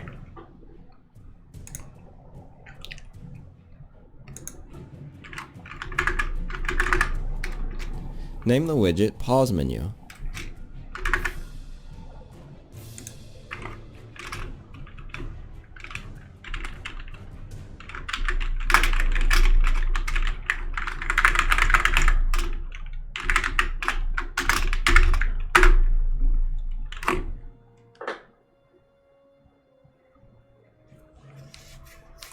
Huh. You know, the framework itself, sometimes I like to have the stuff in a subcategory called the UI under the framework. And it doesn't matter what I can move this stuff around easily. There we go. Yeah, under the UI. Move, yeah.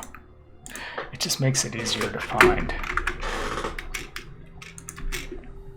Okay. Double-click it to open it in the widget editor. Add a canvas panel. Add a text widget to the canvas panel. Anchor it to the middle of the screen. Set the size to content property to true.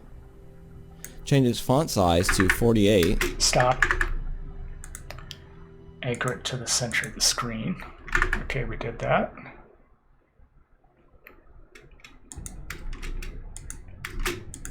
Canvas panel. Add a text widget to the canvas panel. Anchor it to the middle of the screen. Set the size to content property to true. To the middle of the screen. Size to content, true. Good. Change its font size to 48. We're gonna do, this is the pause menu, so. And change its shadow offset to 5 by 5. Oh, he really likes 5 by 5. Change the alpha transparency of its shadow color to 1.0. Change its text to paused. Position it in the middle of the screen. Compile, save, Now how and would you close the do widget. that? Open. Oh, I guess you can snap it. Nope, you can't snap it. But if you get it close enough, see, like that's close enough. There. Compile, save. the My Character blueprint. Find the Create My HUD widget node and disconnect it from the Add to Viewport node. Drag a wire out of the Return Value pin and select Promote to Variable. Name the variable. No, this is what he wants us to disconnect. variable myHUD. Connect both output pins of the set node to the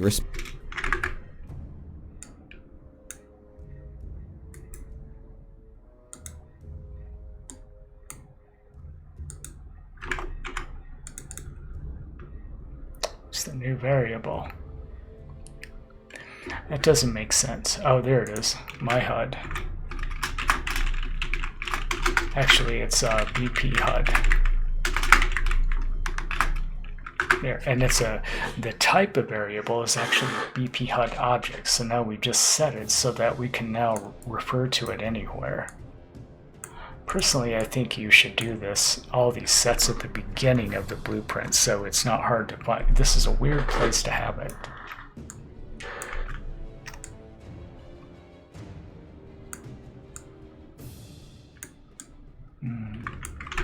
respective input pins on the Add to Viewport. Dunbrine 47 just redeemed catapult everyone for 100 points.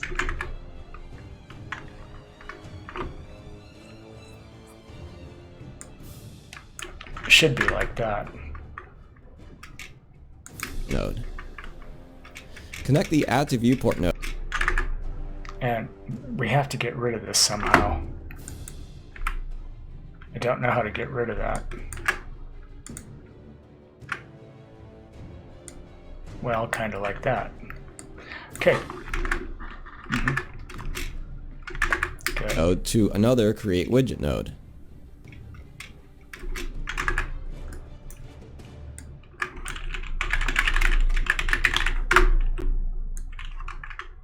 And that's going to be the pause menu. Nope. Oh, because pause menu. There it is, BP pause menu. Set its class pin to Pause menu. Drag a wire from the Return Value pin and select Promote to Variable. Name the variable Pause menu.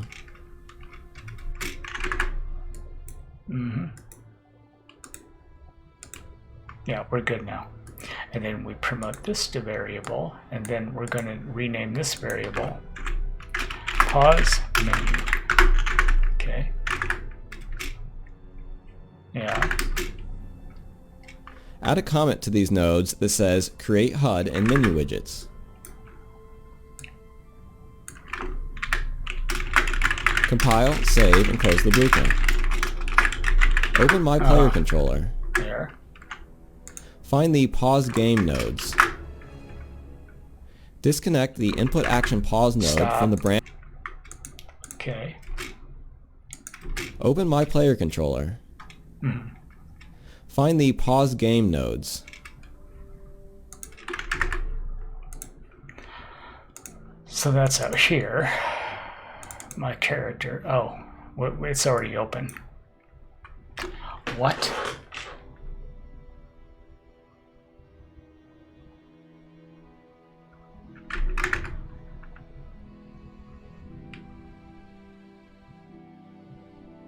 Oh, it's a player controller. Yeah, we haven't been in there in a while. See, and this is what controls a lot of the character stuff. See, parameterize our custom character is BP character, and then that becomes, see, now we should be able to just use that again, I guess. And there's our pause game. There. Disconnect the Input Action Pause node from the branch node and move the branch node over to the right a little. Drag a wire out of the Input Action Pause node and connect that to a Remove All Widgets node. What? Connect the Remove All Widgets node to the branch node. Disconnect the branch node from the Set Game Pause nodes and move those two nodes to the right. Drag a copy of My Character into the graph and create a Get node. Drag a wire out of the Get node and create a Get node for the myHUD variable. Drag another wire out of the Get My Character node and create a Get node for the Pause menu variable.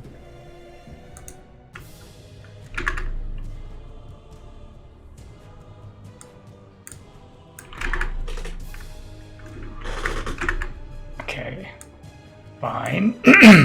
Man, I'm 3D gonna underscore arc said, it would horse be throat fun if you tonight. now did a cut and the blueprint was all different textures.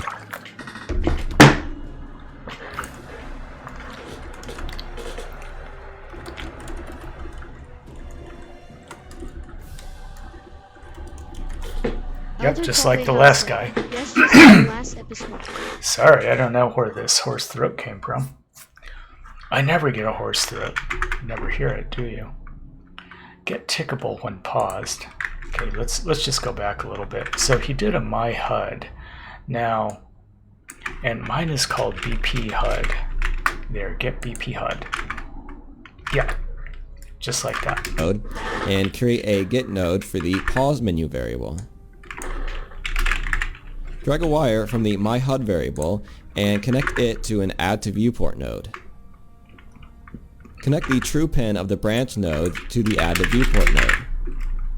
Then connect the add to viewport node to the set game pause node where paused is false. Now drag a wire from the pause menu variable and connect it to an add to viewport node. Connect the false pin of the branch node to the add to viewport node. Then connect the add to viewport node to the set game pause node where paused is true. Compile, save, and close the blueprint. And now let's test our logic. So I'm going to hit play and full screen this, and now when we hit the P key it should pause. The HUD should disappear, and now we have the pause menu appearing. And then if we hit P again, that should disappear, and our regular HUD. Okay, and the reason is, you see how we have the BP HUD? We re-add it to the viewport, and in case there's any HUD artifacts left, we just say remove all widgets. That's not precise, but I mean it's like a carpet bombing the whole UI, but hey, if it works, it works. So see how we have this there. There's our character reference. Here's our HUD that turns back on if game is paused, okay? And true.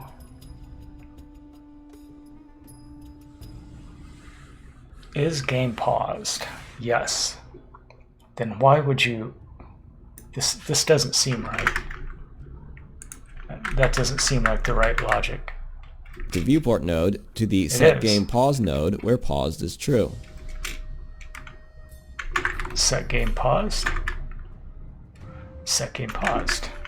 It is true, and I'm going to need just like a minute to make sense of this, because this doesn't seem logical. Maybe I'm just tired, but I didn't expect that to work. Okay, and now, okay, what were we testing? Oh, the pause menu. It works.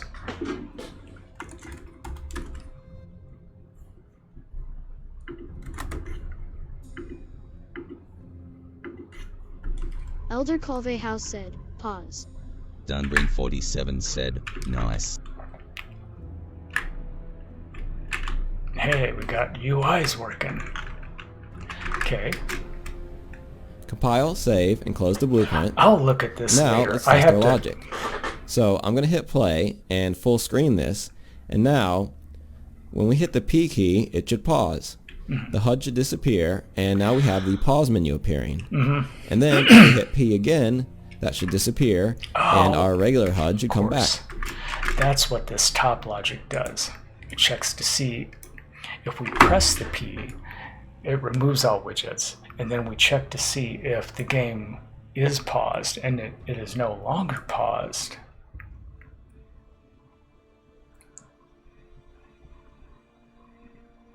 But if the game is paused, then it adds this to the viewport, and then the set game pause to false. So now it's not paused. That's how we did it. We created this. This is our own game paused. Is game paused. And that is built into the Unreal Engine, the pause thing. Okay, good. And we got Game over and windscreen menus.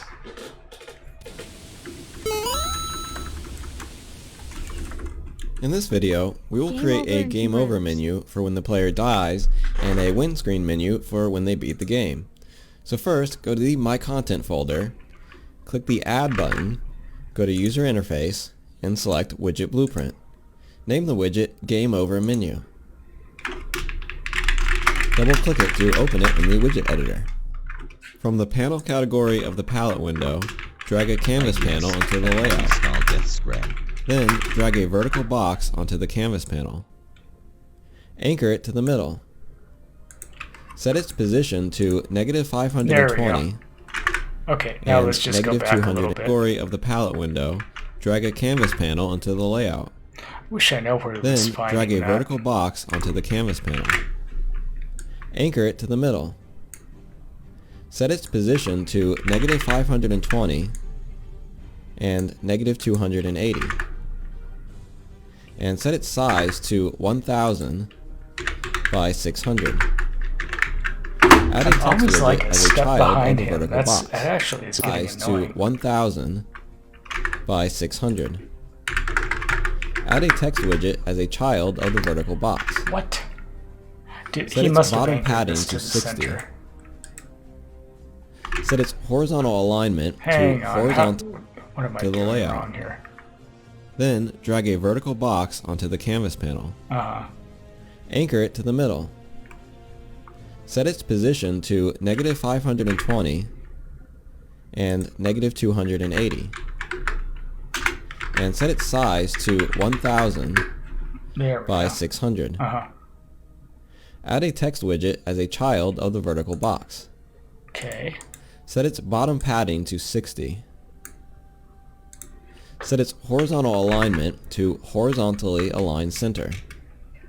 Change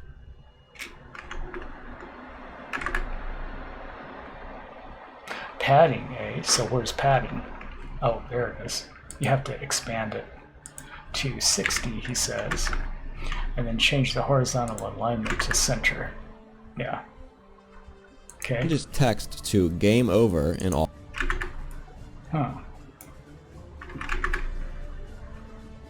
caps.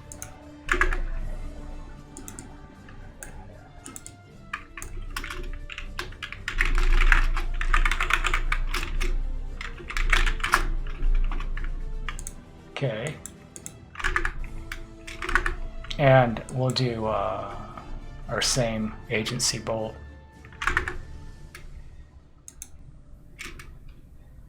Change its font size to 100 Oh, and change its shadow offset to 10 by 10. Change the alpha transparency of its shadow color to 1.0. Add a button widget as a child of the vertical box and name it Button Restart Level.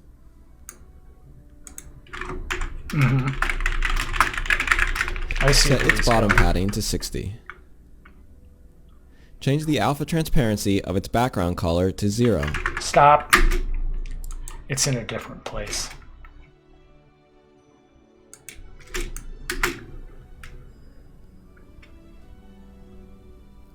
Set What's it doing down there?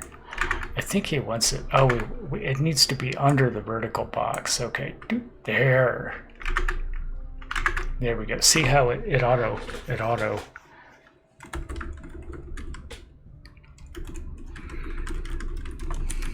If it's under the Elder Calder box. House said it auto snaps it in the box.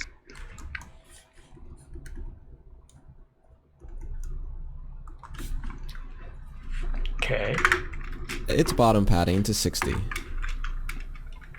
Change the Oh, yeah. It's always like.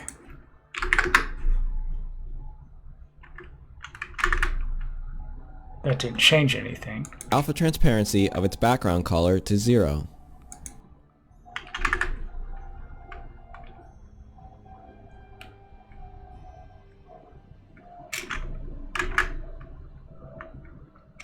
And where would that be? Under appearance. Oh, there we go. The alpha of its background color is 0. Okay. Add a text widget as a child of the button widget.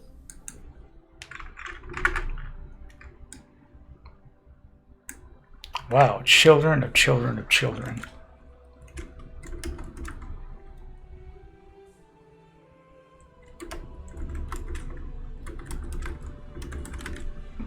A hole on family tree here. Change text to restart level. Okay. We'll also make that agency bold.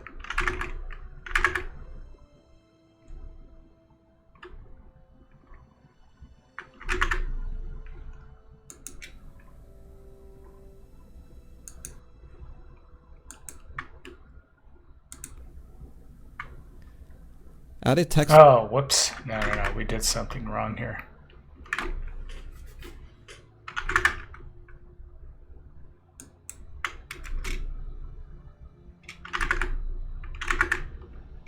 Button restart level. Change the alpha transparency of its background color to 0. Background color 0. I thought we did that. No. I pressed 0 on something else, on the opacity. Whoops.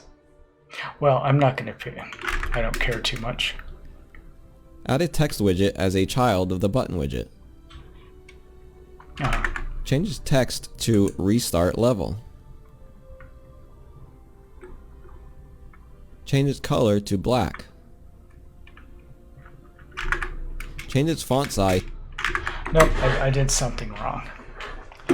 I set something else to opacity 0, and now it's affected this.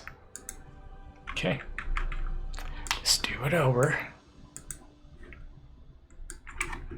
Restart level. Now, I should not have changed. I changed the wrong thing.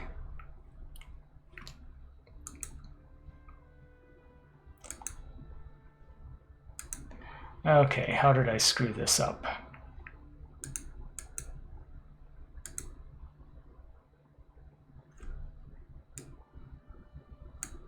Okay, there's the text block. There's the text block. Now if I put it under the vertical box, it's still there. If I put it under,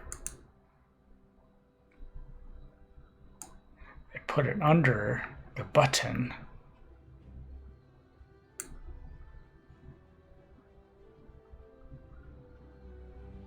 no, I don't know.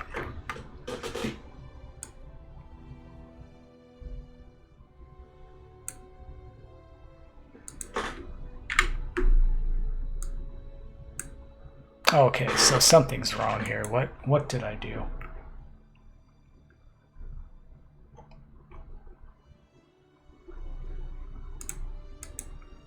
Pisses me off. Yeah, don't understand what happened. So let's do that over again.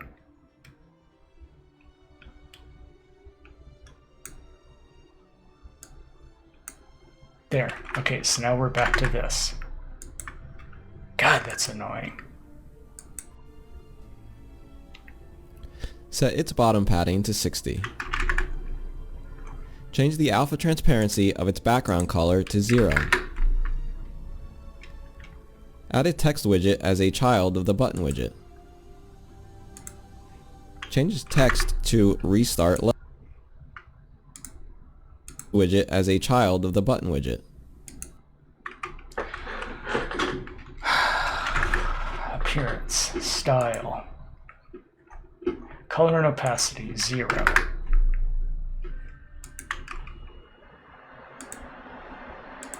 I just changed it to 0. No, it's doing something wrong. Oh, style, and then appearance, color and opacity to 4, 0.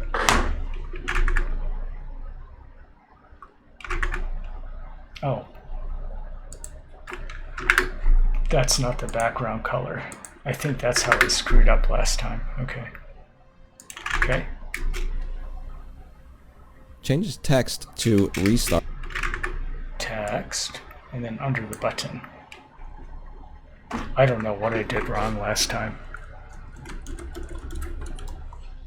Elder Colve House say, so finicky. Okay. Start Dunbrain47 level. said, agreed.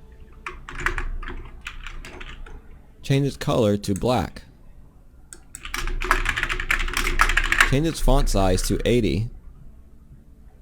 And change its shadow offset to 2x2. Change its shadow color to black. Yeah, I did that. Change its font size to 80.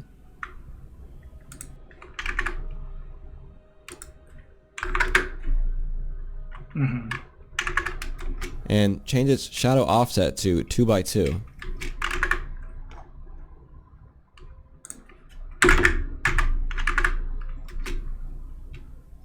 Change its shadow color to white. And change the alpha transparency of its shadow color to 1.0. Select the button widget and use Ctrl-C and Ctrl-V to copy and paste it and the text widget. Rename the copied button Button Quit. Change the text of the copied text Wait, widget that to didn't work. Quit That didn't work. to 1.0. Okay. V to copy and paste it and the text widget. Oh. Re- This was supposed to be button restart level. Okay. I'll change it to that. Okay, and now I'm gonna copy and paste. There we go. Now we got two. Good. Rename the copied button Button Quit. Okay. I see what's going on here. Button quit.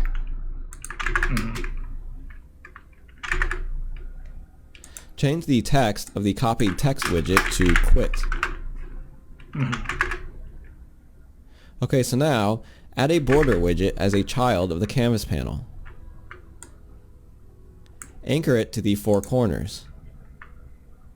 Expand it until it fills the canvas panel. Edit the tint of the brush property and change the color to red Whoops.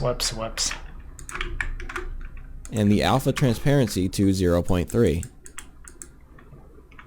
Okay, and now click on the vertical box again and change its Z order to 1. This will cause it to get placed as the canvas panel.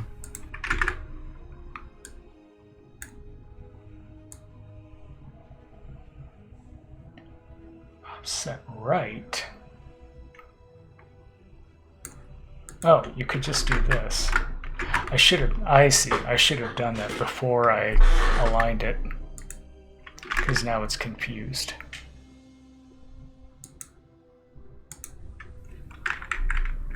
Anchor it to the four corners. Edit the tint of the brush property and change the color to red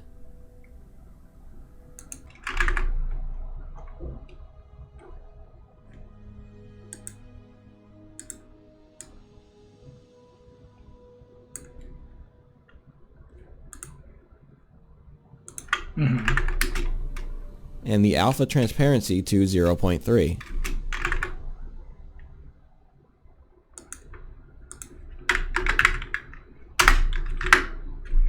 There. Okay, and now click on the vertical box again and change its Z order to 1. This will cause it to... Yeah. The Z order. That's the order in which these layers appear. See, because we want the higher numbers are in the front, and that's how the Z order works. Okay. to get placed on a layer above the border widget, which still has the default Z order of 0. This is important because if the border widget gets placed above the vertical box that contains all the buttons, this will block input from getting through from the mouse to the button widgets. Alright, so now we're going to define some logic for when these buttons are clicked. Select Button Restart Level. In the Details panel, scroll down to the Events category. Click the green button next to On Clicked.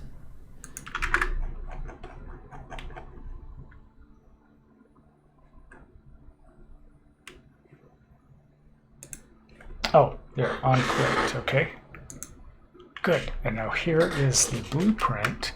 It's like the event graph for just the on-clicked. Actually, I think it's the whole event graph. Drag a wire off the on-clicked event node and connect it to a set input mode game only node. Game only. This node will give us control over our character again, which we will be taking away during the game over event. Now, add a get player controller node to the graph and connect its return value to the player controller pin of the set input node. Now, drag a wire out of the set input node and connect it to an open level.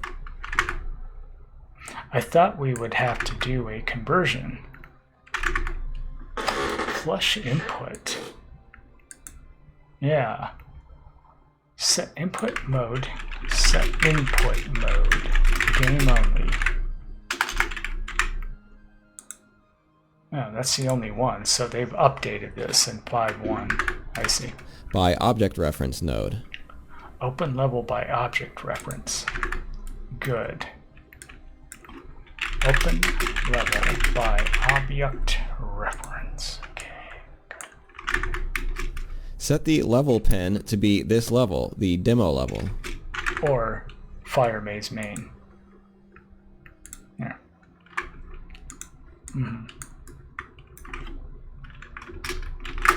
Right? Go back to the designer and select button quit. Now, click on the green button next to its onClicked property. Drag a wire off that onClicked event. 3D_arc said, I am going to sleep, nighty night.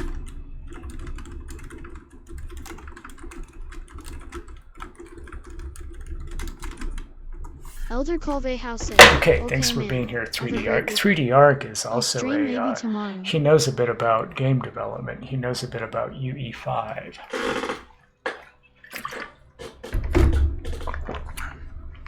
And he may just become a game developer himself. Okay. So what are we doing? We have to go back. Next to its onClicked property. Okay, we're going to click that and then Dunbrain47 said, night it's 3D_arc. unclicked property. And the text. The whole button. Yeah, they're unclicked. Yep, it's the same blueprint. Okay. Drag a wire off that onClicked event node and connect it to a quit game node. Compile, save, and close the widget blueprint. Open the My Character blueprint. Find the set node for the pause menu variable. Connect that node to a Okay, now we're opening what again? Oh, the BP character. Yeah. And then he asked us to create the pause menu widget. Huh? blueprint. Find the set node for the pause menu variable. Yeah, right there. Set node for the pause menu variable. Yeah, right. Connect that node to a create widget node.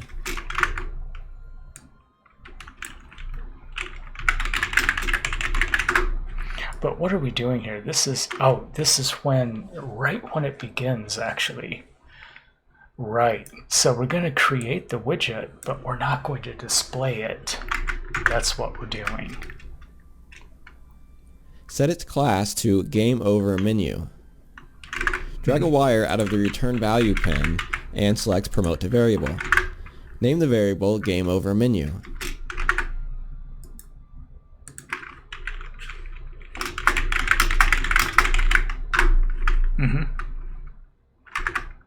Looks like his. Yep. Find the Event Game Over node. Delete the Quit Game node that is connected to.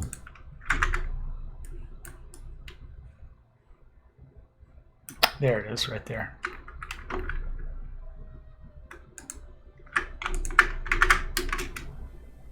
Drag a wire out of the Event Game Over node and connect it to a Remove All Widgets node. Drag the Game Over Menu variable into the graph and make it a Get node. Drag a wire out of the Windows Game Over menu 47 node stamp 100 and connect points it to an into Add to everybody Viewport node. Connect the Remove All Widgets node to the Add to Viewport node. Okay, so he did remove all widgets, and then he's doing add to viewport. Okay, this is what we're actually adding. We're adding the game over message. That's what this does. And then the game over menu is already, we just set it up here.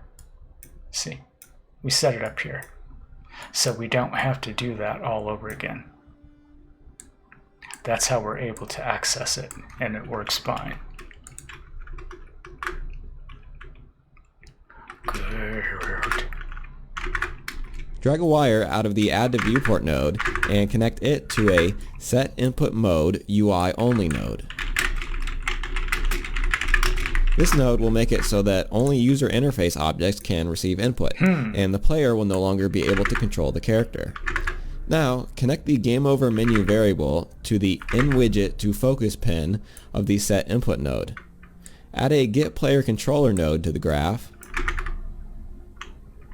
and connect its return value to the Player Controller pin of the Set Input node. Now, drag a wire out of the Set Input node, uncheck Context Sensitive, and add a Set Show Mouse Cursor node. Set the Show Mouse Cursor pin to True. Drag another wire out of the Get Player Controller node and connect it to the target pin of the Set Show Mouse Cursor node. Now, drag a wire out of the Set Show Mouse Cursor node and connect it to a Set Game Pause node. Set the paused pin to True. Add a comment to these nodes that says Game Over.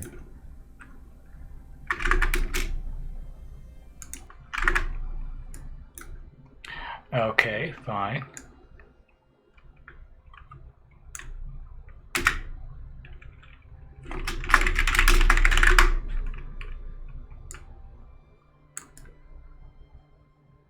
Kind of like that. Okay. Compile, save, and close the blueprint, and then simulate the game to test the logic. Oh yeah, we have to see if we die. Hang on a minute. I knew that was gonna happen. I knew that was gonna happen. Therefore, target must have a connection. And aha.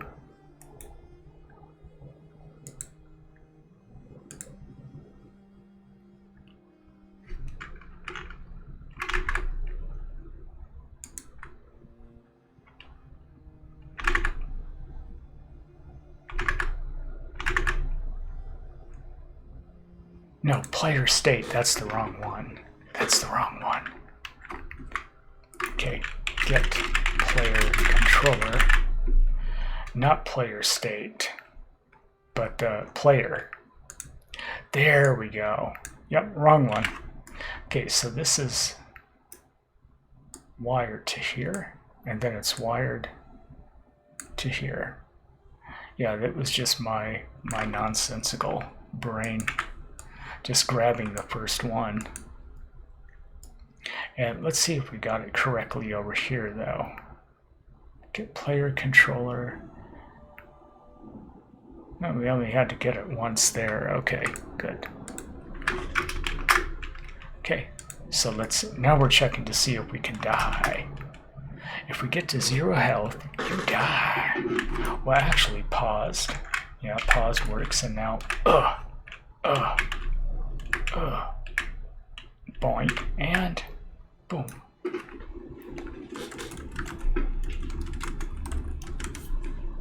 Elder Colvey House said, "Bar, game over." Dunbrain 47 And said, restart still works. here. Nice. Yeah, we just made our game over menu. And game over, and then quit should quit. It did. I mean, we're back in the editor now. Good. Node and connect it to a Set Game Pause node. Set the paused pin to True. Oh, wait.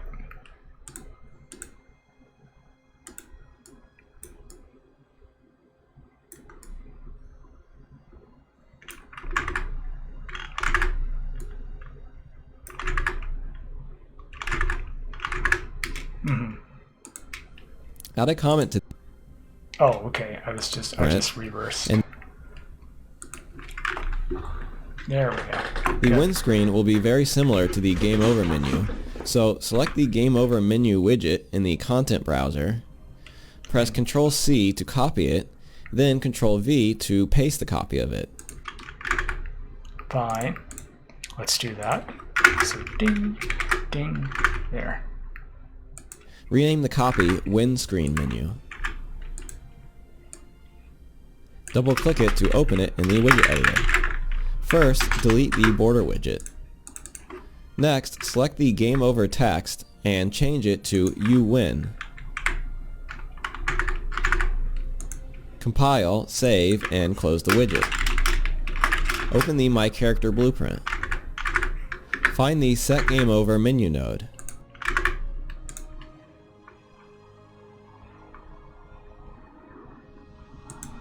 Oh, we're listening to Elder Scrolls Online Somerset.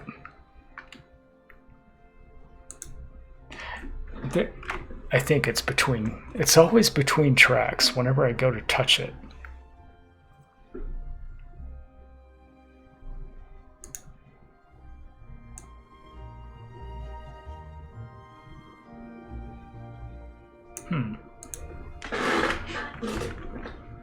Okay. So now I think that's all we had to do in there. And now we're going back to BP character. Drag a wire out of it and connect it to a Create Widget node. Say that again. Set the class pen to Create Game Over menu widget.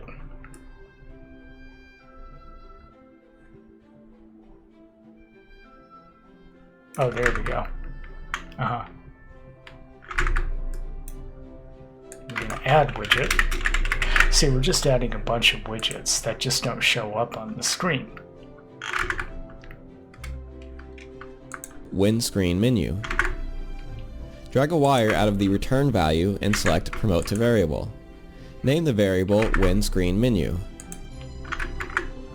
Oh, it's add to viewport.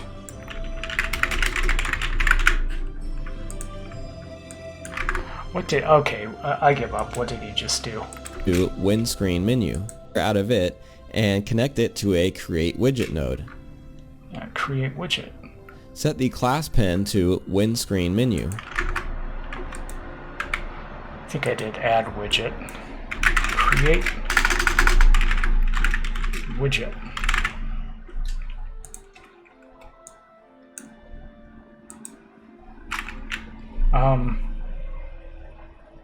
Win. There's our win screen widget. I don't think we have Drag to a wire connect out of the this. return value and select Promote to Variable. Name the variable Win Screen menu. Now find the Event Game Over logic and zoom out until you can see all of it at once. Left click and drag the mouse and select all the nodes. Press Ctrl C, then Ctrl V to copy and paste the nodes. Select the copied event node and rename it Event Win Game.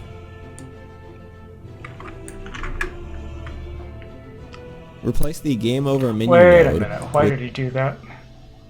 It's a custom event. Replace the Game Over menu node with a Win Screen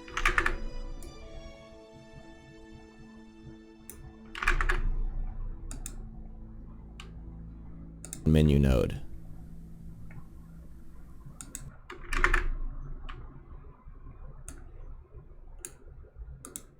Okay.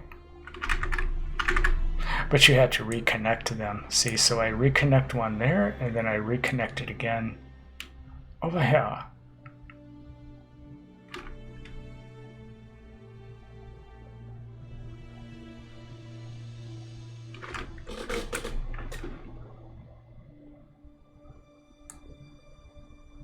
Oh, in widget to focus. Okay, that's where it goes. In widget to focus. There we go. There we go. Win screen menu. Boy, I'm going to have to study this later. But it says custom event. That doesn't sound right. Oh, we had to rename it. Win game. Oh, we just rename it. Okay. Win game. Event. Win game. Okay.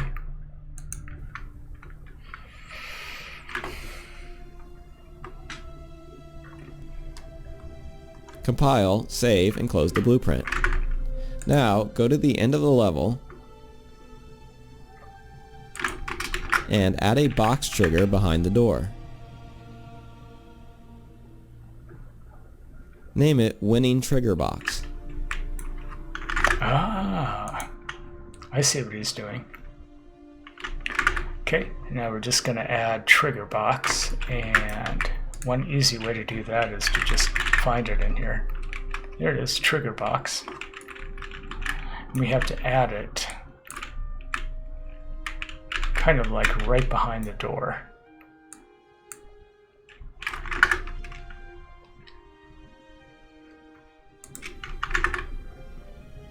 Change its location to 0, 13,740, and 100, and its size to 50 by 40 by 100. With it selected, open the level blueprint. Add an on-actor begin overlap node. That is not right. Drag a wire out of the other actor pin and connect it to a cast to my character node. No. With it selected, open the level blueprint. Add an on-actor begin overlap node. Nope. The end of the level, and add a box trigger behind the door. I see what I did wrong. Name it Winning Trigger Box. It's the box extent. Box extent. Hang on. Change its location to 0, Yeah. 13,740, and 100. And its size to 50 by 40 by 100. With it selected, open the level blueprint. Add an on-actor begin overlap node. Drag a wire out of the other actor pin. Yeah, let me explain how that works. So if you have something, now see, I just unselected it. If you select it, now you go into the open level blueprint. It's in a context because it's selected. And let me show you how that works. Open the level blueprint. So it remembers it's Add selected. an on-actor begin overlap node. There. Drag a wire out of the other actor pin and connect it to a On actor begin overlap.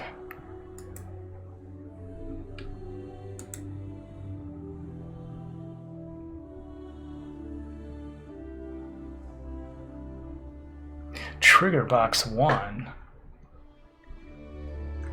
Now, see, we called it winning trigger box.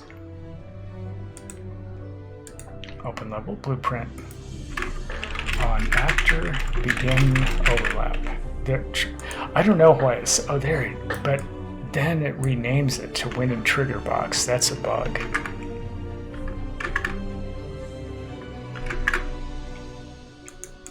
cast to my character node.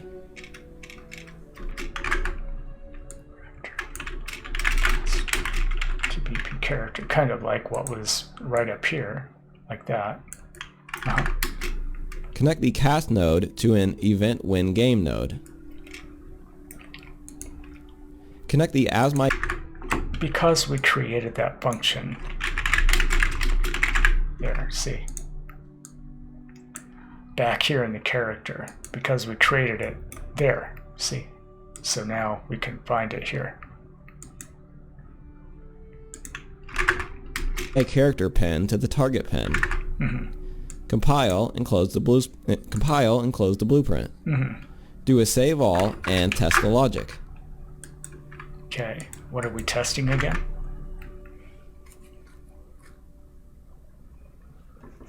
What are we testing? Oh, we have to, I see. I see what we're doing.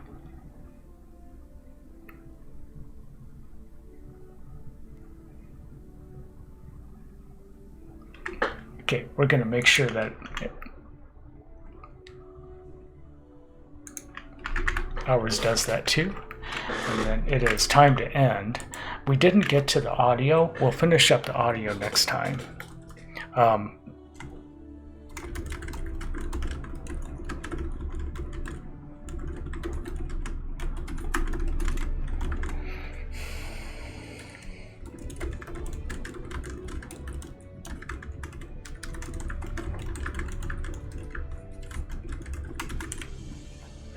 Elder Colvey House said, quick test and we'll finish up with audio next time, and really build out this level. Does anyone have ideas so far?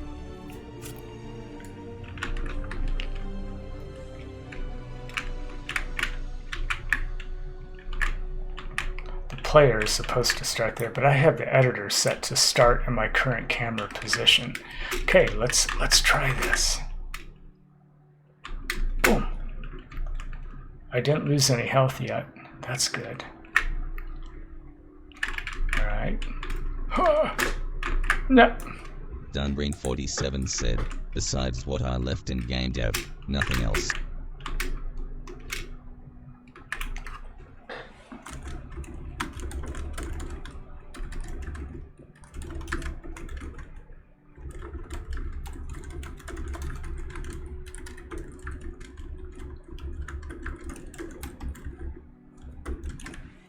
Oh, shake that again.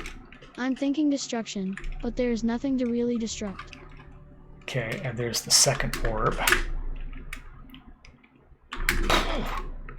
I missed it. I can't believe I missed it. Well, we get to see the day-night cycle now because I'm taking so long. Huh! Okay, and now, you know what? I can do a little sneaky trick. Detaches the camera from the player. Oh, nope, I can't do that trick. Oh shit. There's my console right there. Oh no, it's gonna get really dark. Oh shit. I hate it when games get dark like this. Who designs stuff like this? Okay, and then I'm trying to run. I'm trying to sprint, but I never built a sprint in that. Ooh, ouch. Now, where is that second orb? I think it's over here. At Colvey House, having orbs in hidden rooms that need their walls exposed sounds fun. Oh yeah, right. And also flashlight. Flashlight required hide and seek. And also flash art required hide and In seek. hidden rooms that needs their walls exposed. Yeah, like some kind of like Shadow Killer you have to said, press a button. Hey Beth, how are you doing? We have a full game. We have Beth, except for sound. We don't have sound yet, but we have everything else. There it is. We have all three orbs, and you see how it changed the tint on the screen for a little bit. Okay, and now if we click this, press F to open door, it works. A lot of interesting stuff we're learning. We got it. We got it. All right.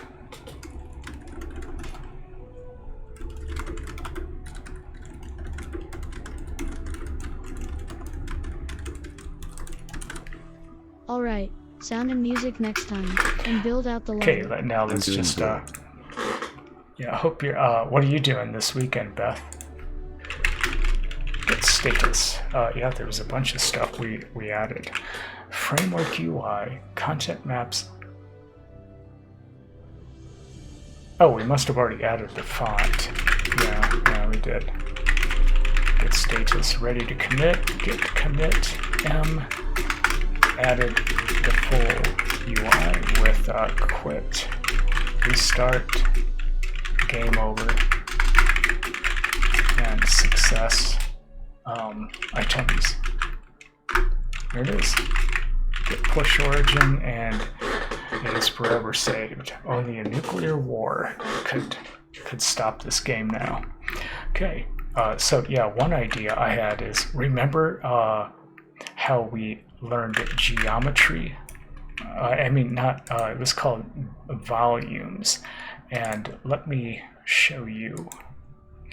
Yes, no, geometry.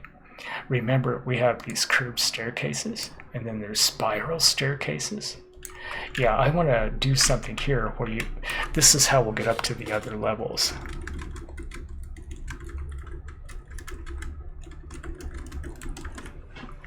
This is how we'll get up to other levels. So, oh,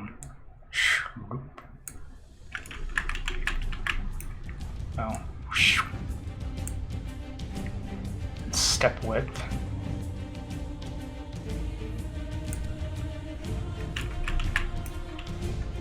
Step height. Yeah, the step height is gonna, whoops, that's not gonna work. Step thickness. Not lighter. Number of steps per 360. Yeah, something more like that. And then number of steps. Well, not like that, but you can see, you just have to keep sloped ceiling, sloped floor, sloped floor.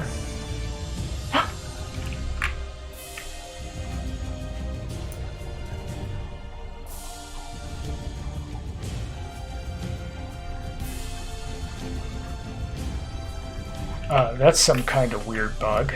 My whole floor just disappeared.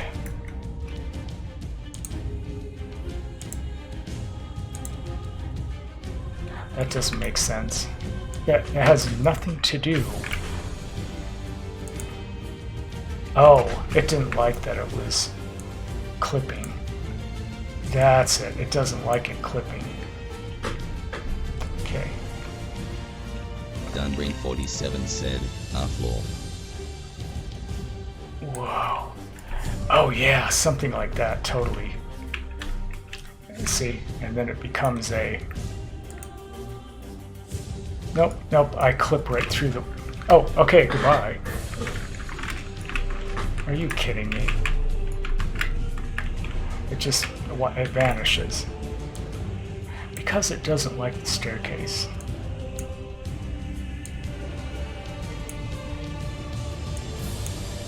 Just loaded with bugs.